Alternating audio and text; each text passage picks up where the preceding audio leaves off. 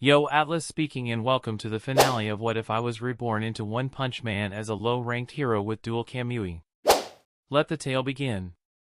Chapter 160, Space-Time Traversal. At that moment, Shinji suddenly turned his head. He sensed something dirty watching him from behind, but when he looked back there was nothing to be seen. Unsurprisingly, it was probably that so-called god. Whenever it withdrew its power or dealt punishment, the god would appear for an instant. Strangely, however, it never moved to attack others. The specifics remained unknown. For now, the pressing problem was what to do about psychos.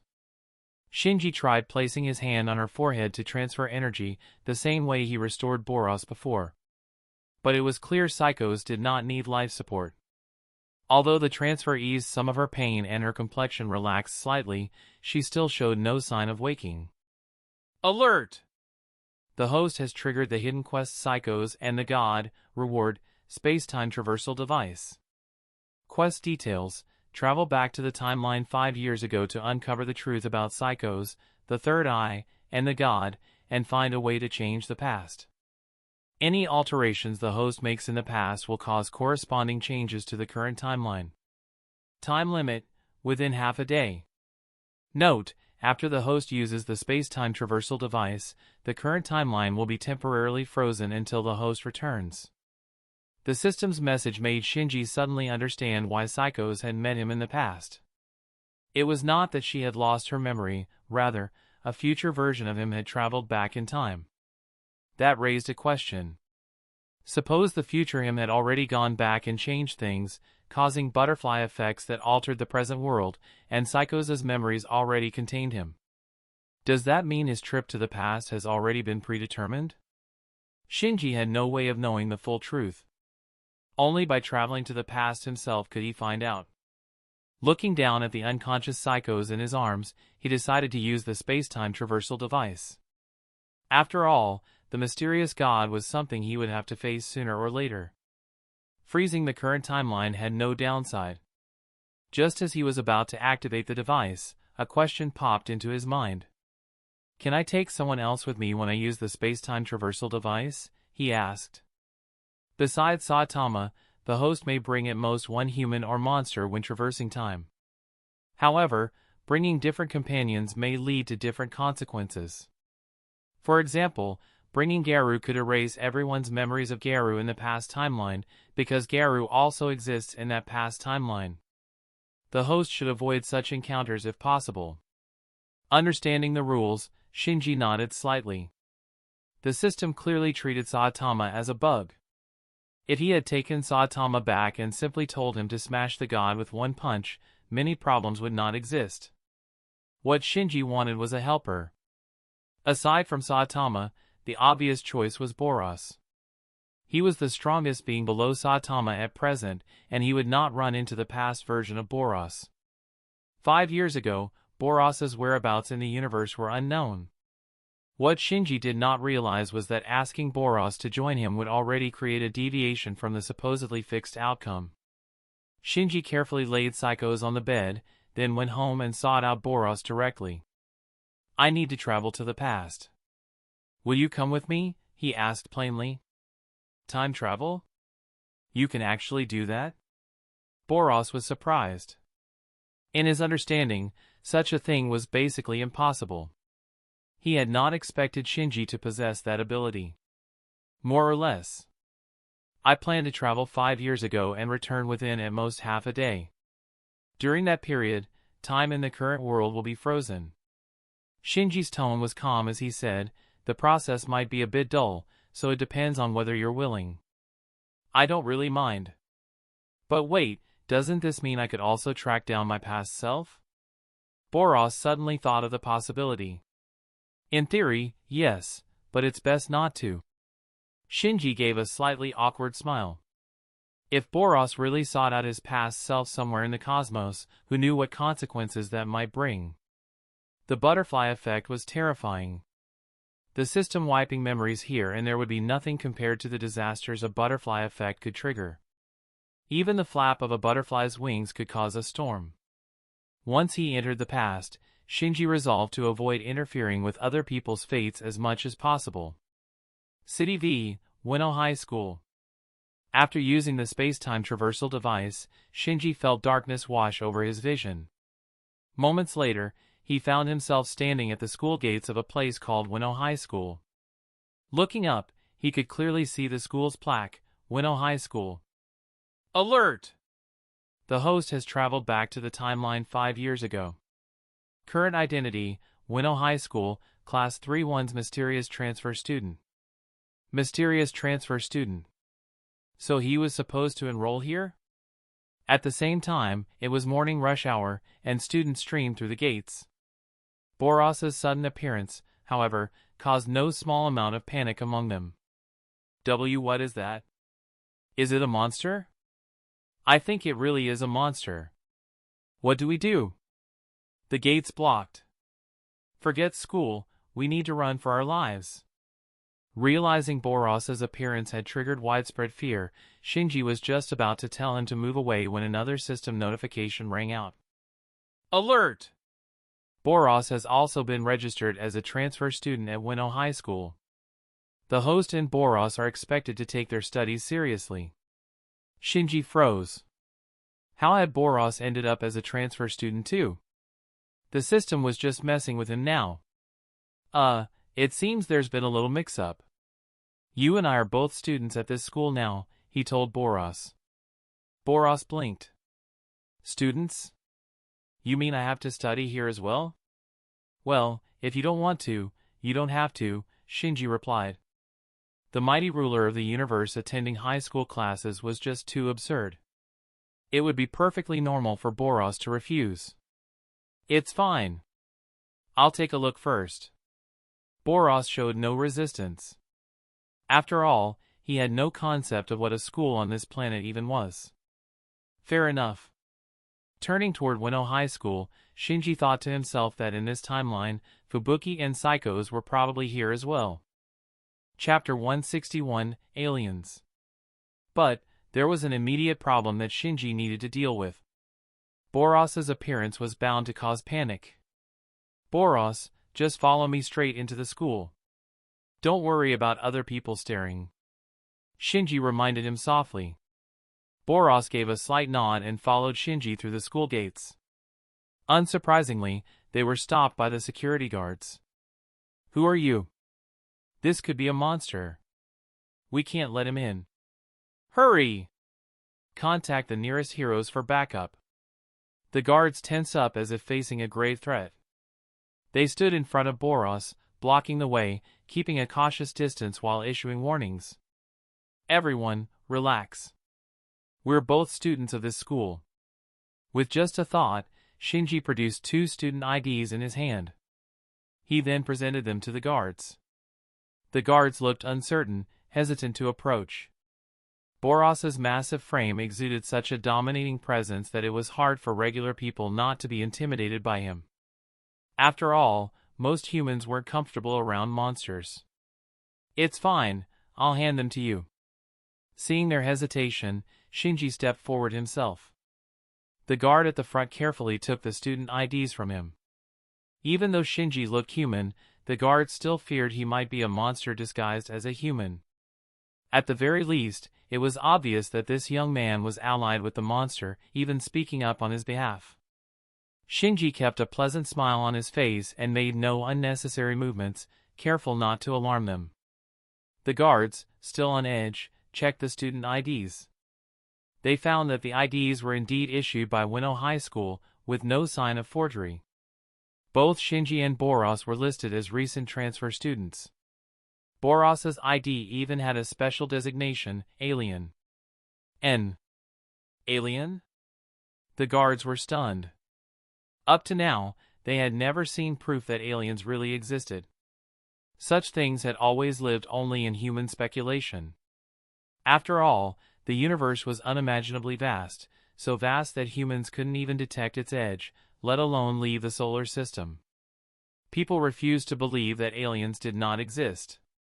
If there were no other life in the cosmos, that would be terrifying, like discovering that an entire ocean held only a single fish, which could only mean it lived inside some artificial aquarium. And humanity, compared to the universe, was far smaller than a single fish in the sea. Not believing in aliens was one thing. Seeing one standing in front of them was another. That's right, Shinji explained. Boros is an alien. He won't harm humans, so you don't need to worry. Well, even so, we still need to report this to our superiors. Please, could you wait a little while in the security office? The captain of the guards spoke cautiously. Fair enough. Shinji nodded. Boros said nothing, simply following quietly behind him. The security captain quickly called his superiors to confirm the situation. Meanwhile, students nearby had seen the tense standoff between Shinji, Boros, and the guards. An alien? Seriously? I thought he was a monster, but he's actually an alien. Aliens probably count as monsters too, right? But if he really doesn't harm people, then maybe he can't be considered one? Don't get involved, it seems dangerous. Besides, we're going to be late for class. Any creature harmful to humans, apart from ordinary animals, was defined as a monster. But if they were harmless, even genuine monsters wouldn't be hunted. Before long, the security captain received confirmation from the principal. Both Shinji and Boros were indeed new transfer students, and Boros's alien identity was already known. As for how the principal knew, that was naturally handled by the system. Student IDs and everything else had been arranged by it. There's no problem. We've confirmed everything. Sorry for offending you earlier. The security captain immediately apologized to Shinji and Boros. The main issue was Boros's alien status. Just thinking about it made it clear he wasn't someone ordinary, so how could the captain risk showing disrespect? And this young man, too, if he was acquainted with an alien, anyone with half a brain would know better than to mess with him. Some guards even thought about interplanetary diplomacy, speculating that Boros might be a prince from some distant world. His armor and cape carried a regal aura that fed into that guess. Soon, Shinji and Boros entered the school. To avoid causing more panic, they quickly located their building and classroom. Class 3-1. Since class was about to begin in a few minutes, and this was an advanced placement class, the room was already very quiet, with nearly everyone absorbed in reviewing or preparing. When Shinji and Boros stepped inside, the already quiet classroom fell into an even deeper silence. Ah, just in time. Since our two new classmates have arrived, let's welcome them before class starts, the subject teacher said warmly, clearly having been briefed in advance by the administration. New classmates? We're about to graduate, and someone's still transferring in? That one looks scary, he's huge, and he only has one eye. Could he be a monster? But the school wouldn't let a monster in, right? Whispers broke out immediately among the students.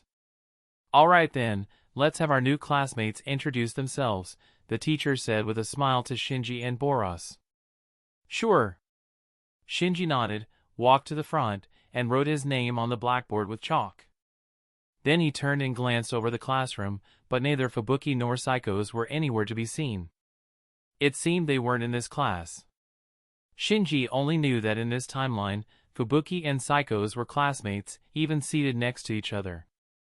But he had no idea which class they belonged to. He figured he would just look around the hallways after class. Chapter 162, Psychos in Her Student Days. My name is Shinji. I'm from Z City. My hobby is researching monsters, and I'm also a friend of Boros. Shinji kept his self-introduction short and to the point. My name is Boros. I'm from another planet. My hobby is fighting, and I'm friends with Shinji. Boros copied Shinji's style almost word for word. He then walked to the blackboard and wrote his name in big, bold letters, Boros. As for why an alien warrior could write fluent Japanese, well, better not to question it. In this world, everyone just happened to know it. Alright then, there are 2 empty seats left in the classroom. Shinji and Boros, "You can decide where to sit," the teacher said as class was about to begin. The two available seats were in the back row by the window, one directly behind the other. Shinji was a little surprised those prime spots hadn't been claimed already.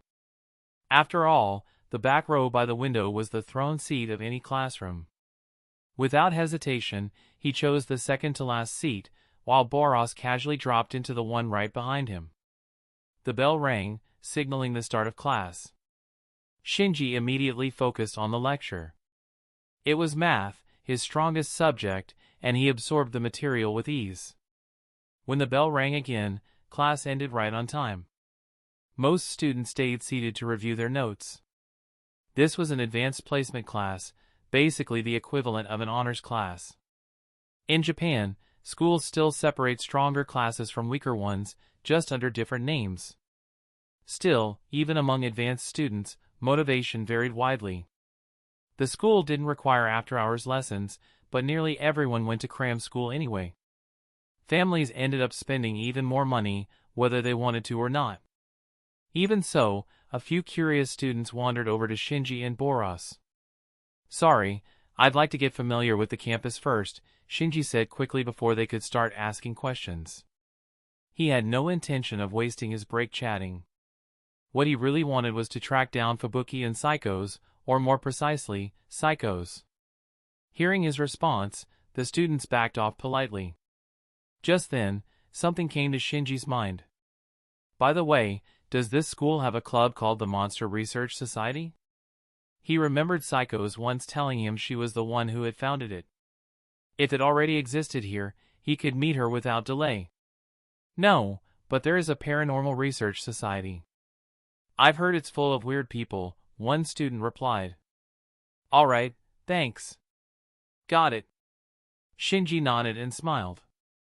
So the Monster Research Society hadn't been created yet. That made sense, since Psychos only started it after meeting him. For now, he would just have to search the classrooms one by one. As soon as Shinji left, the group of students swarmed around Boros instead. "This is my first time seeing an alien." "So aliens are humanoid too? I always thought they'd look beyond imagination." "Boros, are you some kind of prince on your planet? The way you dress looks so royal. Did you come to Earth on a spaceship? How did you even meet Shinji?" Questions flew at him from every direction. Boros didn't flinch. He remained calm, answering only the ones he felt like responding to and ignoring the rest entirely. Seeing him doing well, Shinji took a sigh of relief and left. Shinji walked slowly along the hallway, glancing into classrooms one by one. A single look through the window was enough to confirm whether the person he wanted to find was inside. After making a full circuit, he finally spotted Psychos in Class 4.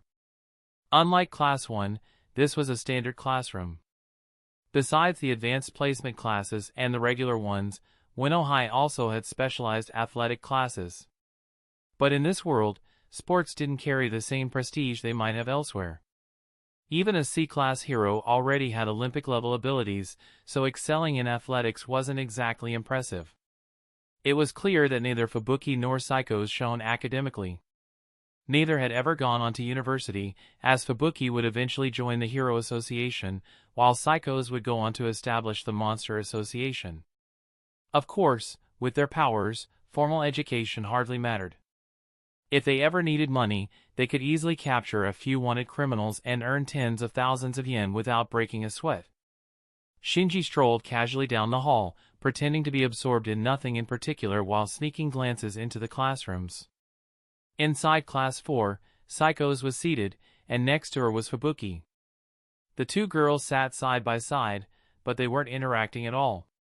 Each seemed absorbed in her own world. Already, their paths looked as if they had started to diverge. Shinji didn't linger. He only observed for a brief moment before continuing on down the hallway as though nothing had happened. No one noticed his presence. Soon after, the bell rang, and he returned to his classroom right on time for the next lesson. By noon, classes paused and students began pulling out their bentos. Some even studied while eating, determined not to waste a single minute. Although some schools forbade eating in classrooms, that only happened in stricter institutions. Winno High wasn't one of them. Students often brought their own bentos in the morning, not only for lunch but also to enjoy them right in class. It was a perfectly ordinary sight. Shinji and Boros didn't really need regular meals, but Shinji decided to head down to the cafeteria anyway. Maybe he'd run into something unexpected. At lunchtime, the cafeteria was packed with students in uniform. Some had brought bentos from home, but most lined up to buy food there. Since Shinji and Boros hadn't been issued uniforms yet, they stood out immediately. To avoid unnecessary chaos, the teachers had already announced that morning that there was a new alien transfer student. So when students saw a tall, one-eyed alien step into the cafeteria, they stared, whispered, and gawked, but no one panicked. Shinji ordered a meal for appearance's sake, scanning the cafeteria while he carried his tray. Finding no familiar faces, he sat down at an empty table. Before long, a girl sat across from him, the last open seat forcing her choice. She didn't say a word, quietly opening her bento and beginning to eat. Shinji looked up, and to his surprise, it was Saiko's. Saiko's, in her student days, looked entirely different from the future woman she would become. Her hairstyle, her uniform, even the atmosphere around her, all of it contrasted with the calculating leader she would one day be. Her long, straight hair fell neatly over her shoulders, nothing like the later weighty style. She wore the typical JK sailor uniform, along with the ever-present glasses she would never part with. On her head was a peculiar accessory decorated with strange eyeball patterns, which only gave her a slightly awkward, even dowdy, appearance. In anime terms, this was exactly what people would call uncool. Still, her facial features hadn't changed much. She was already undeniably pretty. Her figure wasn't fully developed yet, but even at her age, it was enough to leave an impression. Chapter 163, The Monster Research Society. At a moment like this, Shinji knew better than to reveal that he already recognized Saiko's. She had no idea who he was at the present time, and if he slipped up by saying something strange, she would only take him for a fool. So he kept quiet, glanced up at her once, then lowered his head and continued eating as if nothing were out of the ordinary. Boros also recognized Saiko's, but he remained silent as well. The quiet stretched until Saiko's finally spoke halfway through her meal. "You're the alien who transferred here today, right?" Her words were directed straight at Boros. "That's me," Boros answered, his tone flat. "Do you intend to wipe out humanity?" The question was brutally direct. "No. I have no such thought." Boros gave a small shake of his head. "What a shame," Saiko's murmured, then she said nothing further. After finishing her bento, she rose and left the room by herself. A human who wants to exterminate humanity. So that's what she used to be? Boros muttered, turning toward Shinji with a puzzled expression once she was gone. She isn't acting of her own will. She's under the influence of some unknown entity, and that's what twisted her this way.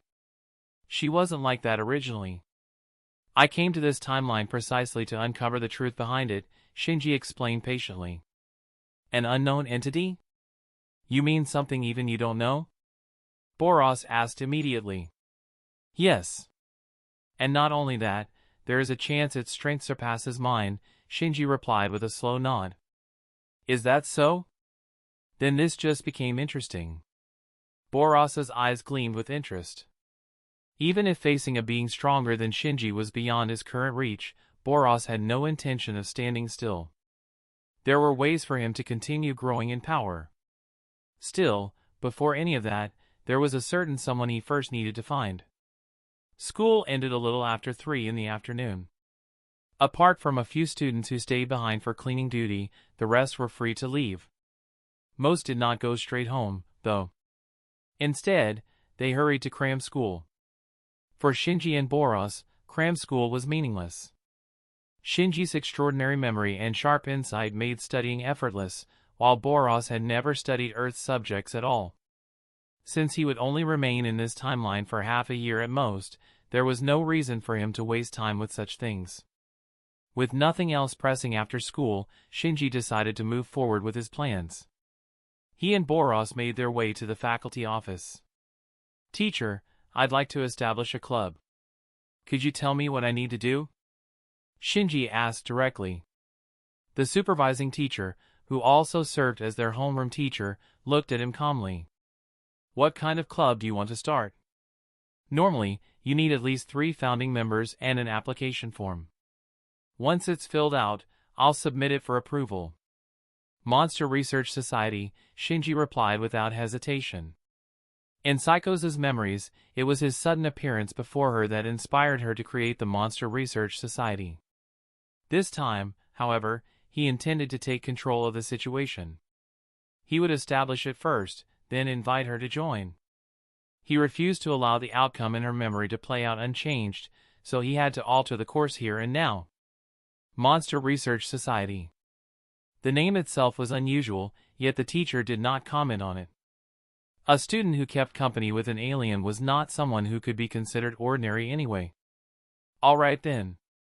Go write your application, and make sure you have 3 names. Without that, it won't be approved," the teacher reminded him. "Got it." Shinji nodded. Just as he and Boros were about to leave, a familiar figure entered the office. Saiko's.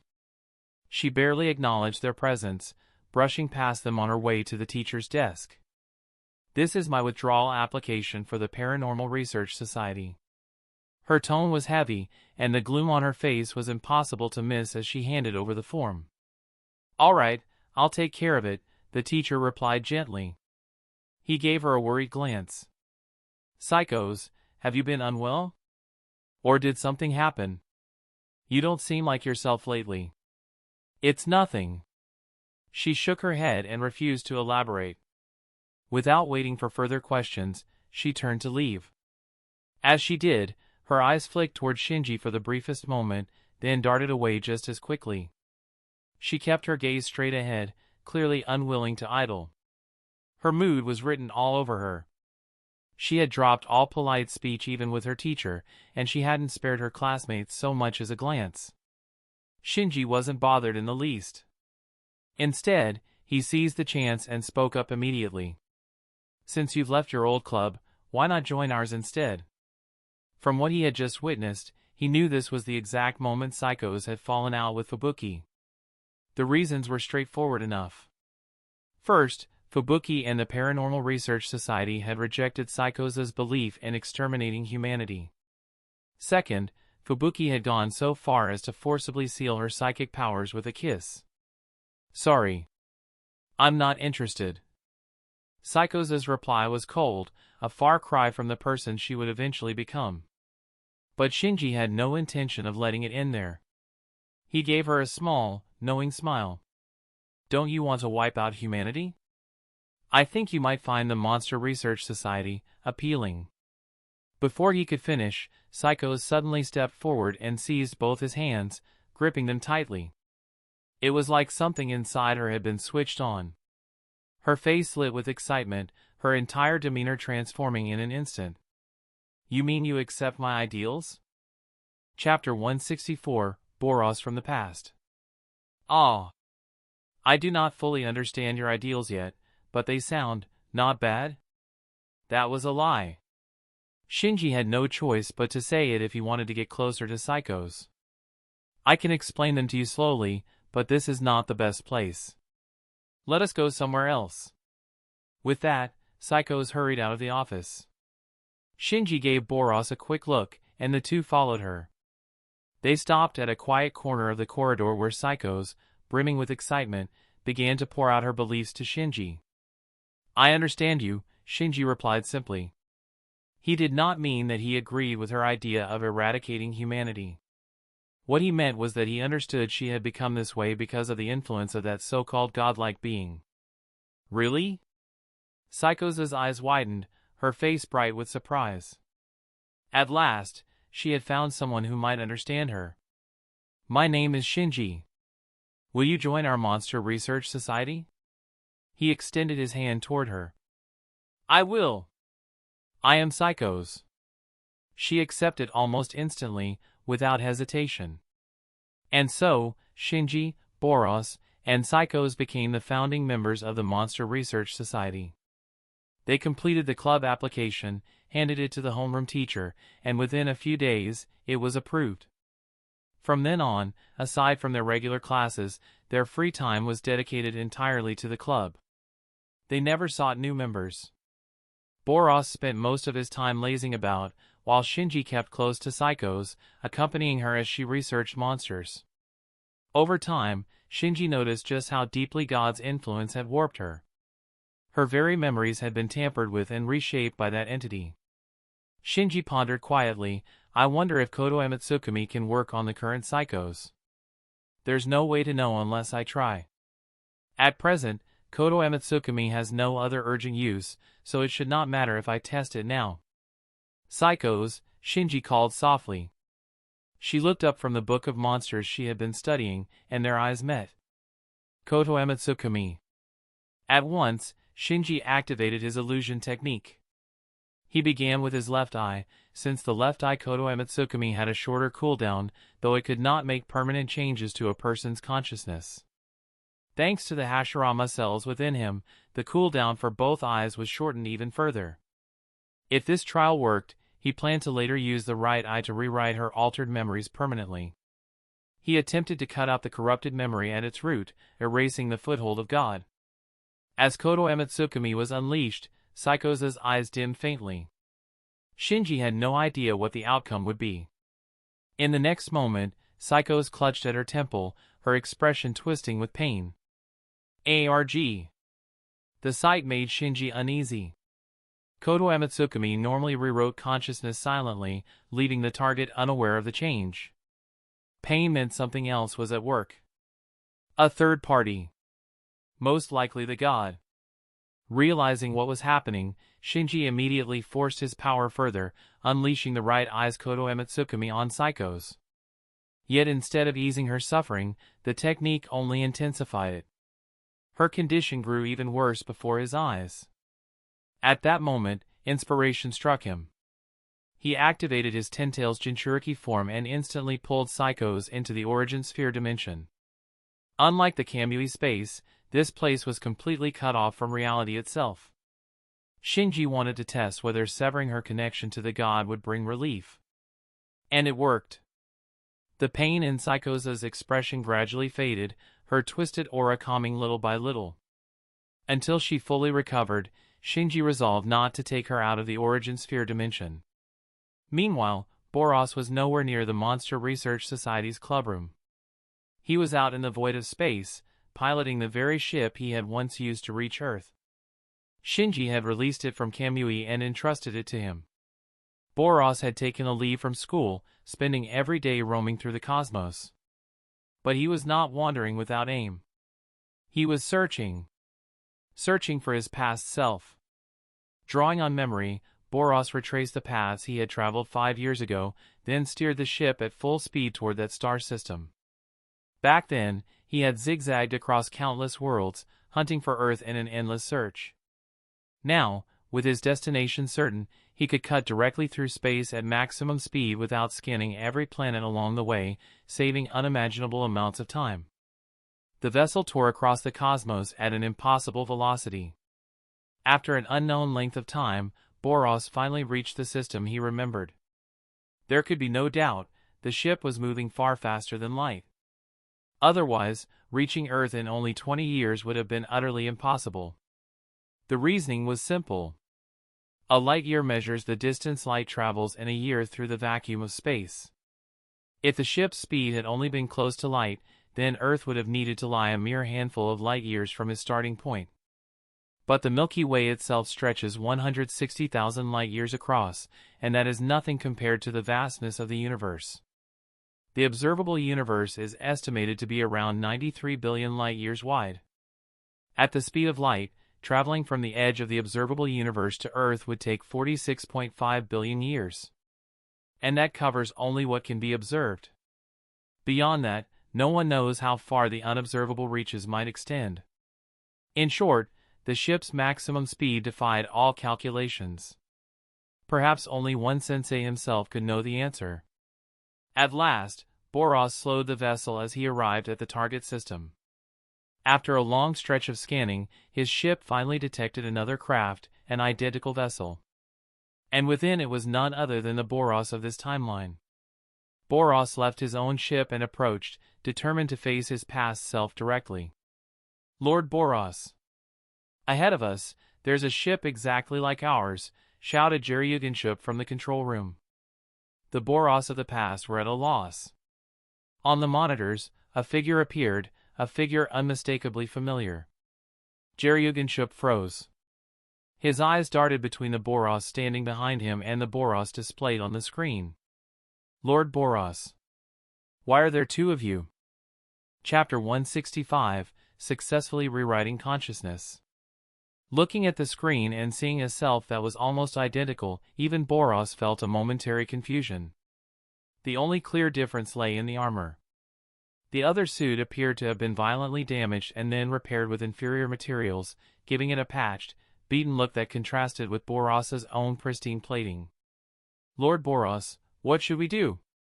Jiryugenship, utterly stunned, could only turn to the Boros standing behind him and ask.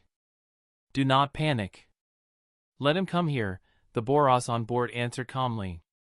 His instincts told him that the other had come looking for him. He might be the battle-hungry maniac right now, but he was not without reason. After all, he was the leader of his crew. All right, Jiryugenship remained uneasy, but since Lord Boros gave the order, there was no choice but to hold position and wait. Soon, the Boros who knew every inch of the ship arrived in the control room. There, the two versions of Boros finally faced one another. You or me," the past Boros stammered. He scanned the other's energy signature. The nature of that energy matched his own exactly, down to its specific frequency. Another version of himself made no sense, yet the evidence was there. "That is correct. I am you, 5 years from the future, and you are my 5 years ago self," the future Boros explained plainly. "Due to certain circumstances, I traveled back 5 years, and then I found you." "I see, so why did you come to see me?" the past Boros asked. He hesitated, then added, "And 5 years from now, have you already found that prophesied planet?" That prophecy weighed on him. He had spent 15 years wandering the cosmos searching for that foretold world, so his first instinct on meeting his future self was to learn whether the prophecy had been fulfilled. "I have found it. It is a planet called Earth. I also encountered the prophesied strong one, but he defeated me. However, near death, he saved my life," the future Boros said, offering a bitter half-smile that carried more pain than pride. The past Boros fell silent for a beat, absorbing the information. Then he asked quietly, "Was that battle the predicted equal fight?" "Not exactly. Although the battle was exhilarating, I was the one who was suppressed from start to finish," the future Boros admitted without evasion. "I see," the past Boros nodded slowly, turning the revelation over in his mind. "So you came back 5 years on purpose to tell me this, but for what reason?"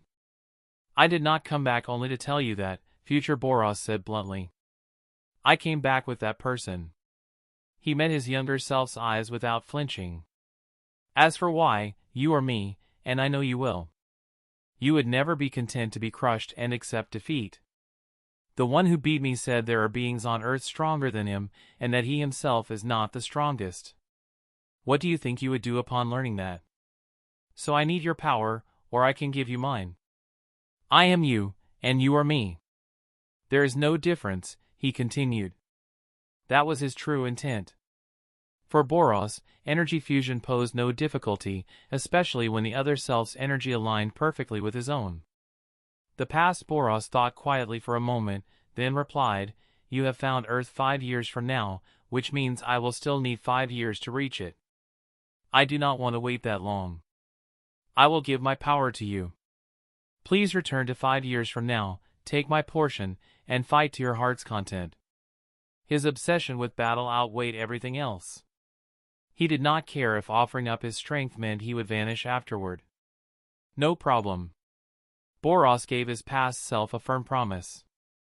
In the origin sphere, Psycho's condition gradually stabilized. Before long, she slowly opened her eyes. President Shinji. Where is this? The moment she awoke and saw Shinji in a completely unfamiliar environment, Psychos could not help but ask. Since Shinji was the one who had taken the lead in founding the Monster Research Association, he naturally became its president.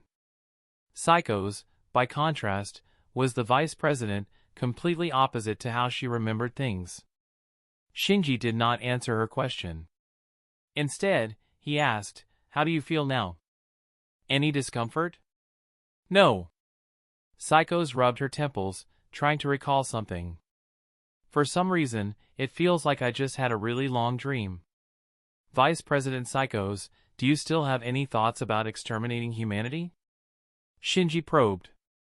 Exterminating humanity? Why would I ever want to do something like that? Psychos shot back with a question of her own. Yet as soon as the words left her lips, she clutched her forehead, her expression tightening with pain.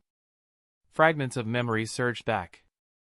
Her old plan to wipe out all of humanity, her falling out with Fubuki, and her departure from the Psychic Research Society. The me from before actually had such thoughts, she murmured in disbelief. When I awakened the third eye, it felt like something invaded my brain. Seeing this, Shinji felt almost certain that Psychos had broken free of God's influence, most likely because the origin sphere had completely severed their connection. Ding! Host successfully rewrote Psycho's consciousness. Reward, 200 points. It's fine now. Just rest for a while. With that, Shinji removed Psycho's glasses and gently placed his hand over her eyes. He was preparing to take her out of the origin sphere. But Psychos seemed to misunderstand. President Shinji? That kind of thing, not yet. The next moment, Shinji lifted his hand, and the scenery shifted again. Shinji and Psychos were already back in the Monster Research Association's activity room. Psycho's cheeks were tinged red, as if she still had not processed what just happened. We're back already. By the way, what did you mean just now by not yet? Shinji asked curiously. Ah. Only then did Psychos realize she had been overthinking things. There was no way she could explain it to Shinji now. In nothing, it was nothing.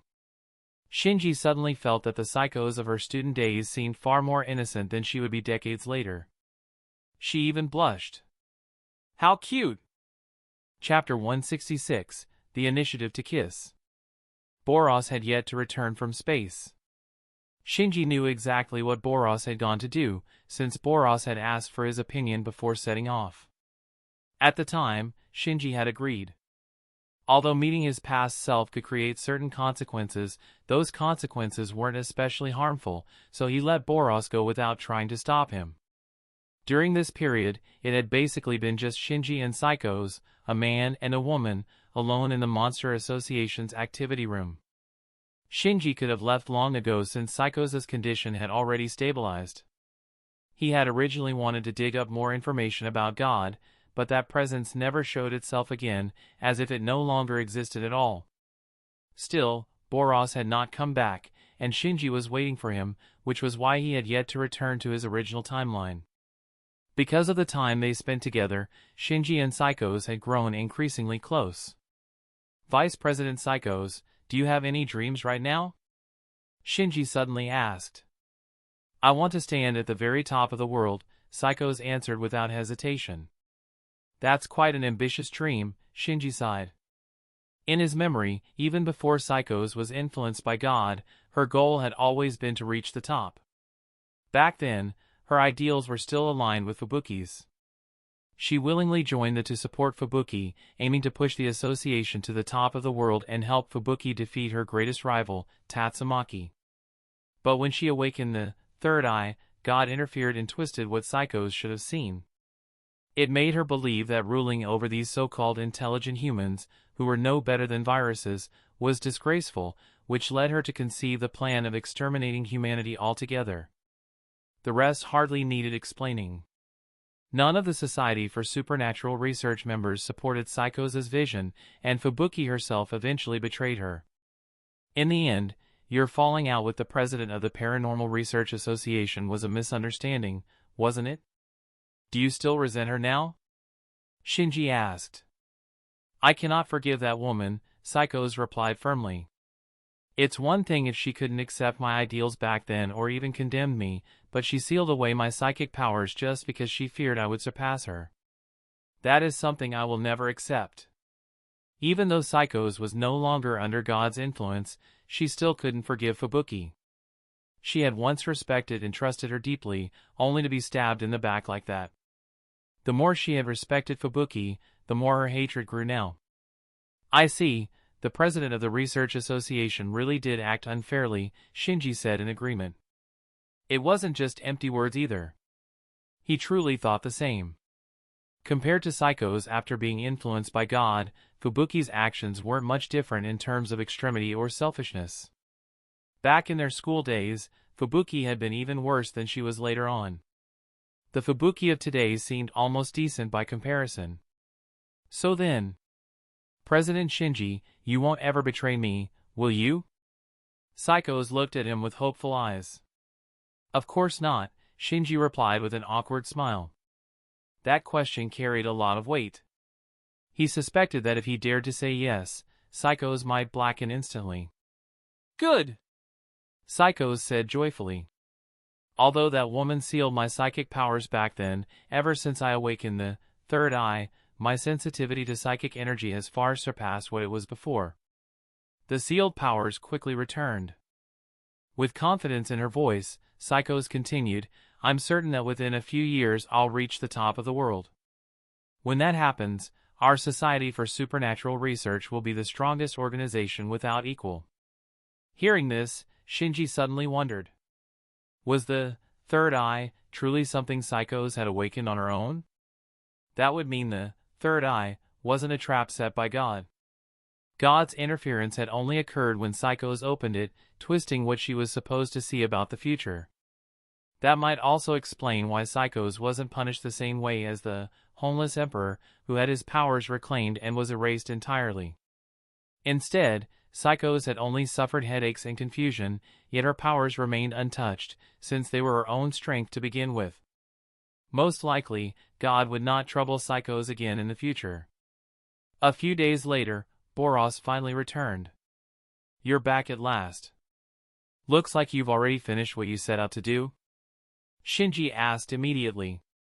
Yeah, Boros nodded. Shinji didn't press for details. Once he had a rough idea of the situation, he simply said, then it's about time we head back. Have you wrapped things up on your side, too? Boros asked. I have, Shinji replied. But before we leave, I want to say goodbye to Psychos. In the original timeline, the Psychos who remembered him had seen him vanish without a word.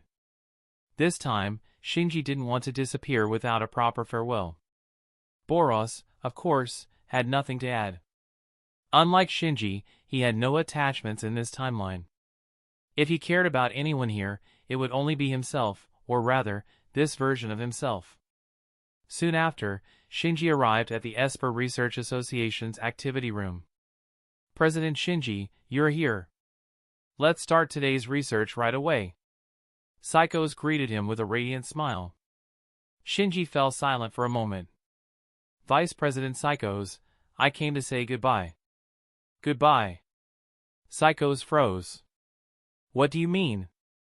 Are you leaving me too? No, it's not like that. There's something very important I have to do, and I can't stay here for now, Shinji said with solemnity. Even if he didn't want to leave Psychos or the Monster Research Association, there was nothing he could do. He couldn't remain in this timeline forever.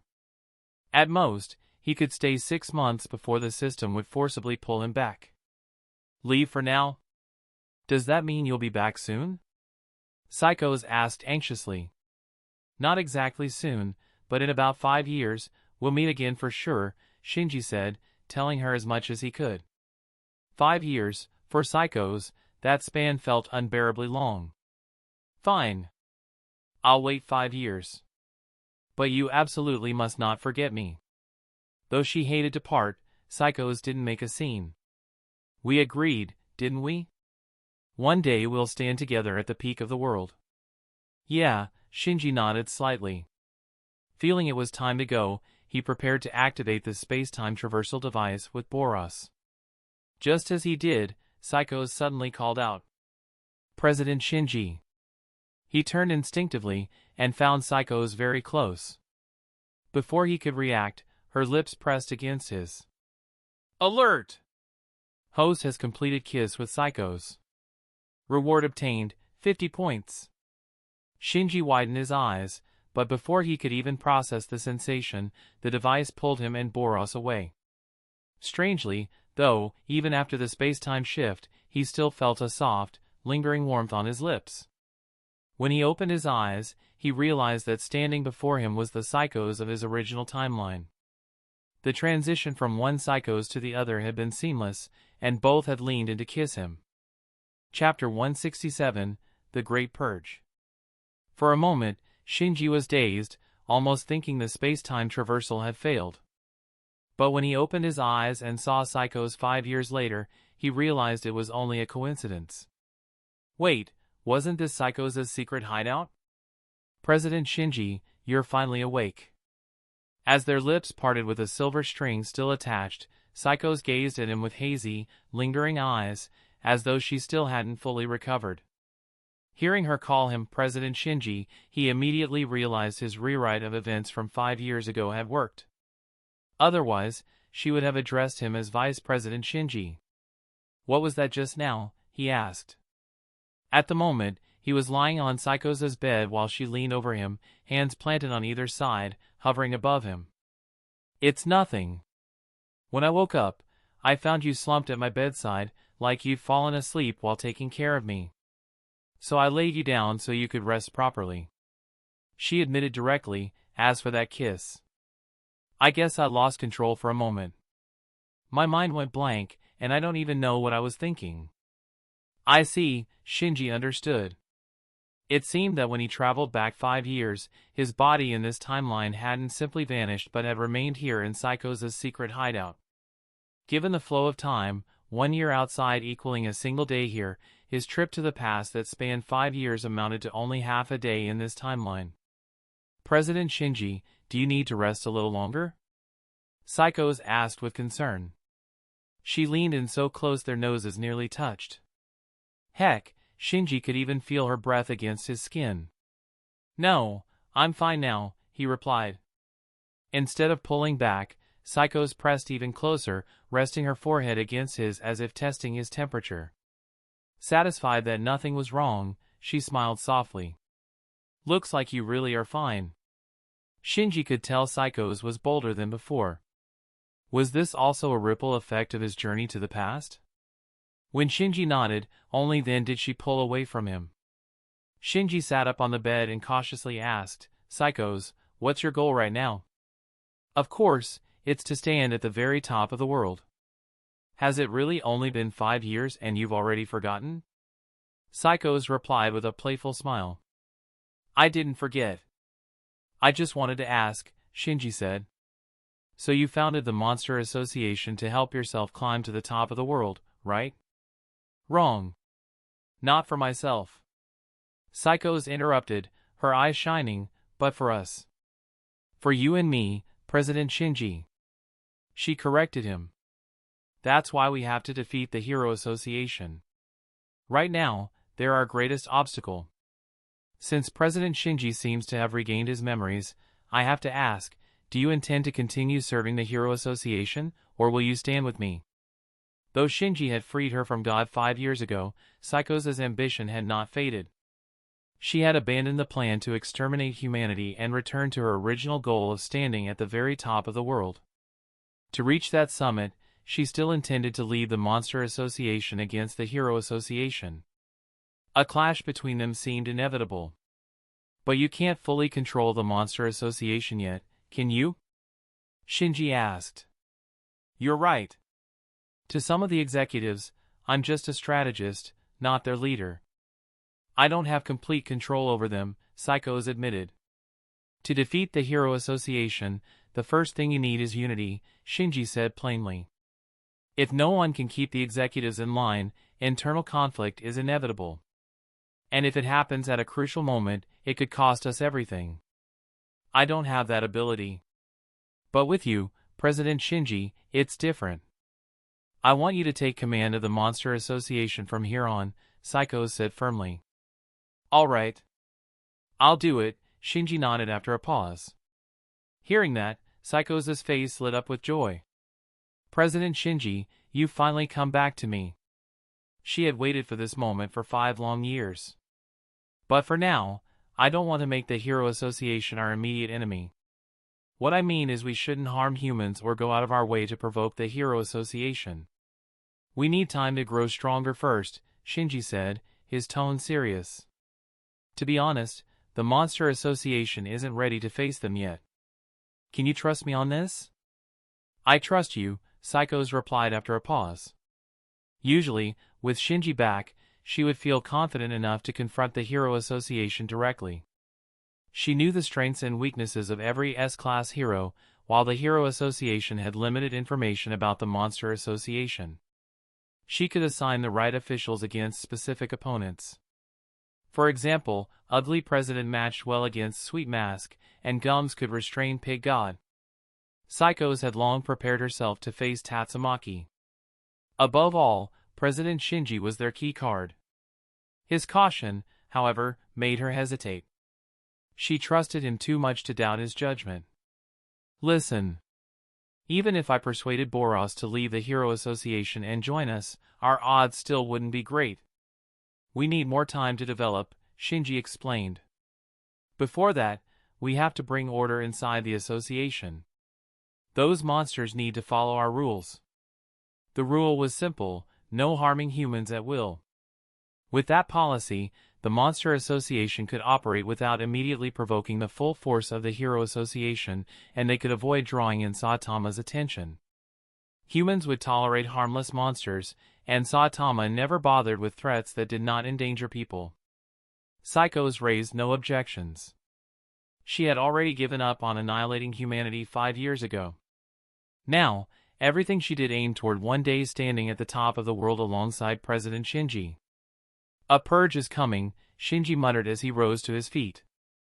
He would crush every executive and member who refused to obey the rules until the association moved as one. Chapter 168, Reorganizing the Monster Association. Everyone, I have an important announcement. Gyaro had once again called a full meeting of the Monster Association. When he spoke, a piece of news was revealed to those present. The Hero Association's number 2 S-Class, Kamui, is actually our planted mole inside the Hero Association. As the words fell, Shinji suddenly appeared at Gyaro's side. Of course, he had not quit the Hero Association. Holding authority in the Monster Association did not prevent him from acting inside the Hero Association, especially since his plan for reorganizing the Monster Association was to avoid making enemies of humans. Kamui? You mean that human who defeated the so-called Cosmic Overlord? Is he not human? How could he be on our side? Who knows? Maybe he is a monster disguised as a human. The monsters burst into speculative chatter. At that moment, a middle-aged man wearing a crown and cloak stood up. Wasn't there supposed to be a Monster King earlier? Why hasn't anyone seen him? This man had unkempt long hair and a scruffy beard, and his clothes were ragged, like someone who had been wandering for a long time. This was the homeless emperor, who had joined the Monster Association only recently. A month before joining, he had been a vagrant. After losing his job and falling behind on rent, he grew to hate humans and, by luck, caught the attention of God, which granted him dragon-level power. Homeless Emperor's question reminded the others, and they also thought of it. Where had the former Monster King gone? It seemed he had not been seen since then. That guy was merely one of my summoned beasts. If I wanted, I could summon another one at any time, Shinji said lightly. Using the simplistic term summoned beast made it easy for the monsters to understand. If he had started naming things like Ten Tails or Outer Path Statue, none of them would have followed. These monsters barely shared brain cells, so making complex terms was out of the question. So you have replaced the original Monster King and become the new Monster King of the Monster Association? Homeless Emperor asked. That is correct. If anyone has objections, speak now. Shinji replied in a calm tone. For a long moment, the room was silent. Although most of the monsters had not witnessed Shinji's battle with Boros, the rumor that he had defeated the Cosmic Overlord had spread far and wide. No one was willing to risk their life to challenge such a story on a whim. Homeless Emperor was arrogant but not foolish, so he did not provoke Shinji outright. Still, there were always some minds that lacked sense. I object. I refuse to accept it. I do not believe a single human can be strong enough to lead us. One monster spoke up in dissent. How can a human be our Monster King? Right, everyone? Following his lead, several others who had been reluctant but dared not speak up until now also began to shout in agreement. After all, some monsters deeply despised humans. In their eyes, humans were nothing but weak, fragile creatures, so of course they were unwilling to let one rule the Monster Association. Boom! At that moment, the underground chambers suddenly shook violently, as if an earthquake had struck. Before anyone could react, a figure burst through the ceiling of rock. A hand clamped down on the head of the monster who had spoken up, and with a slight squeeze, its skull was crushed into a bloody mist. Alert! Host's companion Boros has defeated a tiger-level monster, reward gained, 10 points. The newcomer was none other than Boros. Who are you? How dare you barge into the base of the Monster Association? Careful! This one looks dangerous. That outfit, that face, could it be? Though most had never seen Boros before, some monsters pieced it together from his appearance and guessed his identity. I am Boros, he said coldly, tossing aside the corpse of the monster he had just killed. Bang! The body slammed into the wall, boring a deep tunnel that stretched out of sight. Most of the monsters in the chamber froze, cowed by the overwhelming display of power. Not one of them dared move, much less voice another objection. At this moment, Black Sperm fixed his gaze on Boros. All he knew was that this one was called the Cosmic Overlord, but the truth of his strength remained a mystery. The power Boros had just revealed was only a fragment, not enough for Black Sperm to judge accurately.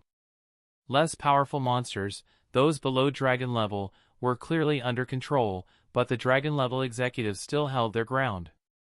They weren't entirely convinced, but they were hiding it well. Each of them carried an air of arrogance, barely respecting one another, let alone Shinji, this unexpected figure who claimed to be their king. Right now, he was the target of their scrutiny. If I recall, isn't Boros one of the Hero Association's S-Class heroes? Has he defected to us as well? The calm voice came from Black Sperm. Unlike the others, he showed little fear. Not knowing Boros's full strength, he saw no reason to be intimidated. He is Shinji's friend, so naturally he joins us with him, Gyaro explained casually. I see. Well then, congratulations to us. The Monster Association grows stronger and stronger. Black Sperm's tone carried a mocking edge, and with his sleazy expression, it came across as especially grating. My name is Shinji. Our first meeting has already come with some unpleasantness, something I would have preferred to avoid. From here on, I hope we can get along well. Facing the entire Monster Association, Shinji did not immediately declare his new rules. His plan was to boil the frog slowly, beginning today with a small display to warn the rest, and then gradually bringing the entire organization under his control. Chapter 169, Monster Princess, Dues. Although Shinji had officially taken the throne as the Monster King, most of the day-to-day affairs of the Monster Association were still handled by Gyaro, who acted as the strategist. In other words, Psychos was still really in charge. When the time was right, Shinji planned to help Psychos appear in public as her true self in front of the other monsters. Then she would no longer have to hide forever in that cramped secret hideout underground, which he found stifling. As for Boros, he was not given a second Monster King title, but he would not be demoted to a mere executive either. Boros' status in the association would be roughly equal to Shinji's. Still, Shinji and Boros continued to attend to some Hero Association duties. The monsters accepted Gyaro's explanation and assumed that the two of them were spies placed inside the Hero Association. Unbeknownst to Shinji, a plot was quietly taking shape. Monster Association, Underground Office. This was Shinji's private office, a place where he could handle association business or work in quiet. It was a decent space for an office. Knock knock. A soft tapping came at the door. "Come in," Shinji called. The door opened and a bold, scantily clad, voluptuous blonde woman wearing a mask and a collar stepped inside. She had a heart-shaped mark on her forehead and a decorative hairpiece. Though the mask covered much of her face, her features were clearly attractive. She looked human but was actually a monster with a human form. Her name was Monster Princess Dues. Seeing Dues, Shinji felt instinctively that nothing dangerous would happen. He showed no change in expression and waited to see what she wanted. "Should I call you Lord Kamui, or Lord Shinji?" Dues purred as she entered, speaking in a sultry tone. Her manner suggested she was trying to seduce him. Shinji replied calmly, "Call me whatever you prefer. Just state what you came to say." Tisk, Dues clicked her tongue inwardly at his indifferent reply. This human was not so easily tempted. Still, she had confidence. No human could resist Dues. On the surface she kept a respectful tone, but her voice remained suggestive. "Then I will call you Lord Shinji." Shinji answered shortly. Dues fell silent for a moment, irritated by his cold aloofness. If not for being wary of his strength, she would have whipped him into submission and made him her slave. Because she did respect his power, she needed a subtler plan. She had deliberately come close to Shinji to look for an opening. Some monsters deeply looked down on humans. To them, humans were a sign of weakness, so they would never accept a human as the Monster Association's king. Not wanting the conversation to stall, Dues quickly grabbed for a topic. "I came to ask, Lord Shinji, are there any missions you want us to do soon, like attacking a certain city or hitting the Hero Association?" "For now, there are no missions to assign. Rest and recuperate," Shinji replied. "I see. And there he goes, killing the mood." Dues said a line in reply, then suddenly did not know how to continue. The atmosphere turned awkward, and Dues felt it keenly. She racked her brain for what to do next, then brightened and said, "Lord Shinji, you work here all the time. Let me give you a massage." Shinji was about to answer unnecessary, but after thinking it over, he changed his mind and said, "Fine." He accepted her offer readily, partly to test whatever scheme Dues might have. The biggest risk was, of course, her whip. Dues's power made anyone struck by her whip lose self-awareness and fall under her control, becoming her slave. Shinji was not worried. He was no ordinary human. There was no way a demon-level monster like Monster Princess Dues could control him. If anything, he might be the one to control Dues. Great, Dues cheered inwardly. She had found his weakness so quickly. Standing behind him to massage him would make taking him easier.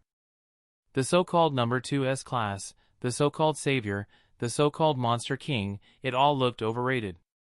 Before coming, Dues had already planned to enslave this man. In her view, no human could resist her power. It all depended on whether her whip could strike them. Since Shinji was clearly human, if she could enslave him, the entire Monster Association would fall under her control. However, controlling the association itself was not her real goal. She wanted all humans to be her slaves.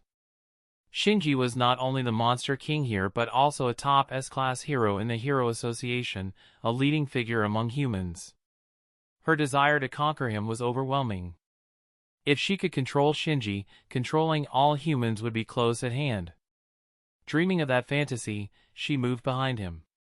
At first, she planned to pretend to massage him, slowly lower his guard, and then make her move. Her hands settled on his shoulders, and she began kneading. "How is it?" Does Lord Shinji feel comfortable? She wanted to make it convincing, so she massaged seriously and asked about his comfort. Not really. Don't you know how to massage? Shinji replied bluntly. Ah, really? Dues froze, then apologized. Sorry, my massage technique is not refined. I couldn't make Lord Shinji comfortable. She had always had slaves do tasks for her and had never actually massaged anyone. Lacking technique, she was pressing around at random. She apologized repeatedly on the outside while seething inside. Getting a massage from Dues herself should be a great honor, but how dare this man dare to show dissatisfaction? She had to seize him and break him completely. Chapter 170, The House of Takoyaki.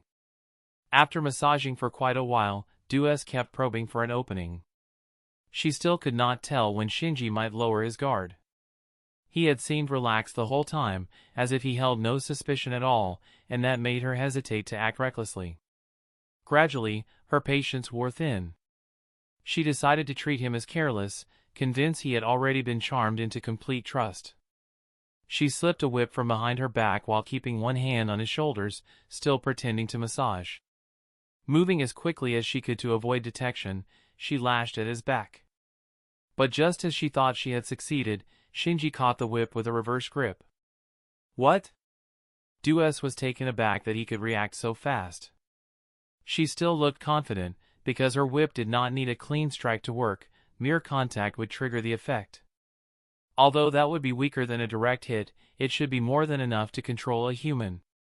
You idiot, you actually grabbed my whip with your bare hand, she sneered, assuming he was already under her influence. Oh? Is that so? Shinji turned his head slowly to look at her. The cold, contemptuous look in his eyes made Dues shiver. At the same time, she was baffled. His hand had clearly touched the whip, so why had her power had no effect? Shinji gave the whip a small tug, snatched it from her hand, and cracked it back at her. Whip! The whip was covered in countless barbs, enough to rend the flesh of an ordinary person. Ah! Dues cried out in pain. That damned human actually whipped her with her own weapon? However, before she could process what to do, she was struck again, making her scream in agonizing pain. Shinji tilted his head, puzzled. What was going on with this reaction? After a moment, he decided there was no point in continuing. Consider this a lesson. Next time I may not be so merciful, he said coldly. Leave. Yes. Dues quickly snatched her whip off the floor, then slunk out of Shinji's office in humiliation. Once outside. Damn that man. I'll never let you off. Clearly, she had not given up. As for why she was so persistent, only Dues herself knew. Later, in Psycho's hidden chamber, Psychos brought up what had happened that day. President Shinji, I heard you had a little clash with Dues today? Psycho's third eye gave her sensing abilities similar to a clairvoyant, but it could not penetrate underground stone to see distant events. She only knew there had been a conflict, not what exactly had taken place. Just a minor issue. Nothing worth worrying about, Shinji said with a nod. That's good. Dues has a rather unique ability and counts as an important combat asset for our monster association. As long as she hasn't done anything unforgivable, it's best to spare her life, Psychos explained. Don't worry. I only gave her a small lesson. Though it doesn't seem to have had much effect, Shinji rubbed his chin. I'll warn her myself tomorrow, Psychos added. She had no idea what had actually happened, but if she did, her reaction would probably have been very different. For now, the Monster Association's only activity was constant outside recruitment. As long as someone was a monster, regardless of strength, they were welcome to join. Usually, humanoid monsters were sent out to spread the word, and as long as they stayed cautious, the Hero Association would not catch on. Lord Shinji. I happened to run into a monster group today. They seemed fairly strong, but no matter what I said, they refused to join us. The reason I say they're strong is because one of our Tiger-level members was taken down by them in a single move. A monster rushed into Shinji's office to report. "What's this monster group called?" Shinji asked casually, though without much interest. A demon-level monster beating a tiger level 1 in one strike was hardly worth his attention.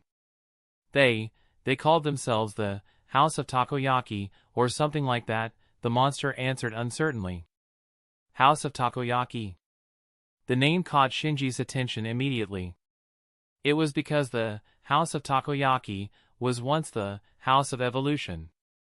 He remembered that it had been rebuilt by Dr. Genus, who led the survivors of the House of Evolution to open a takoyaki shop. The only monsters who had survived with him were the armored gorilla and Mosquito Girl.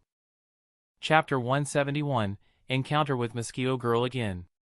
Ever since that incident, Dr. Genus had abandoned the research he had poured years of his life into. His conviction had collapsed, and he no longer saw any reason to continue his experiments. Instead, he decided to open a takoyaki shop. At first, his only employee was Armored Gorilla, but things changed when Dr. Genus discovered Mosquito Girl was still alive. Though she had lost her blood sac and all 4 of her limbs, he fitted her with prosthetics and put her to work at the shop. Thanks to his regeneration tech being applied to octopuses, the ingredients for takoyaki could regenerate endlessly. Because of this, the shop never really ran out of stock and enjoyed incredibly high profit margins. At the very least, Dr. Genus was able to live out his retirement comfortably there. Led by a monster envoy, Shinji came to visit the shop, aptly named House of Takoyaki. "Welcome, dear customer. Would you like a delicious serving of takoyaki?" Mosquito Girl, completely focused on grilling, didn't bother to check who had entered. Assuming it was just another customer, she gave her usual greeting. "Huh? You?" Looking up, Mosquito Girl instantly recognized Shinji. She froze for a moment, her face stiffening with wariness. "Be at ease. I'm not here to cause trouble." Shinji spoke plainly. "Oh!" Mosquito Girl let out a small sigh of relief. Even though she hadn't seen much of him back when she was blasted away by Vaccine Man's light orb, she had learned plenty from Dr. Genus afterward. This human was dangerous, and she knew it. Then, noticing someone familiar standing behind Shinji, she frowned. "That one following you, it's a monster, right? I saw it this morning. It came by with another one." "That's right. They visited earlier, but things didn't go so well," Shinji admitted with a nod. Looking at Mosquito Girl now, it was clear how much she had changed. All 4 of her limbs had been replaced with human-like prosthetics. Her blood sac was gone, and her wings were usually kept hidden. Only her mosquito-like proboscis and antennae remained. Occasionally, kids even mistook her for someone wearing a fly costume. Her outfit didn't help with that impression. She wore only an apron. No underwear, no extra clothes, just the apron. It was practically one of those apron-only get-ups. These days, she looked almost human, and the regulars who stopped by for takoyaki had no idea she was really a monster. With Shinji present, the envoy monster by his side puffed himself up, brimming with false bravado. Being invited to join the Monster Association is an honor. Instead of being grateful, you dared to resist. Huh? What kind of honor is that? We told you already we don't want to join your dumb Monster Association, and then you tried to force us with violence. Mosquito Girl had a short fuse, and those words lit it immediately. Just then, Armored Gorilla came out after hearing the shouting. He spotted Shinji right away. Calm down. Don't be reckless, Armored Gorilla warned Mosquito Girl at once. The problem was simple, Shinji wasn't someone they could afford to mess with, regardless of who was right or wrong. Crossing him was not an option. Screw off!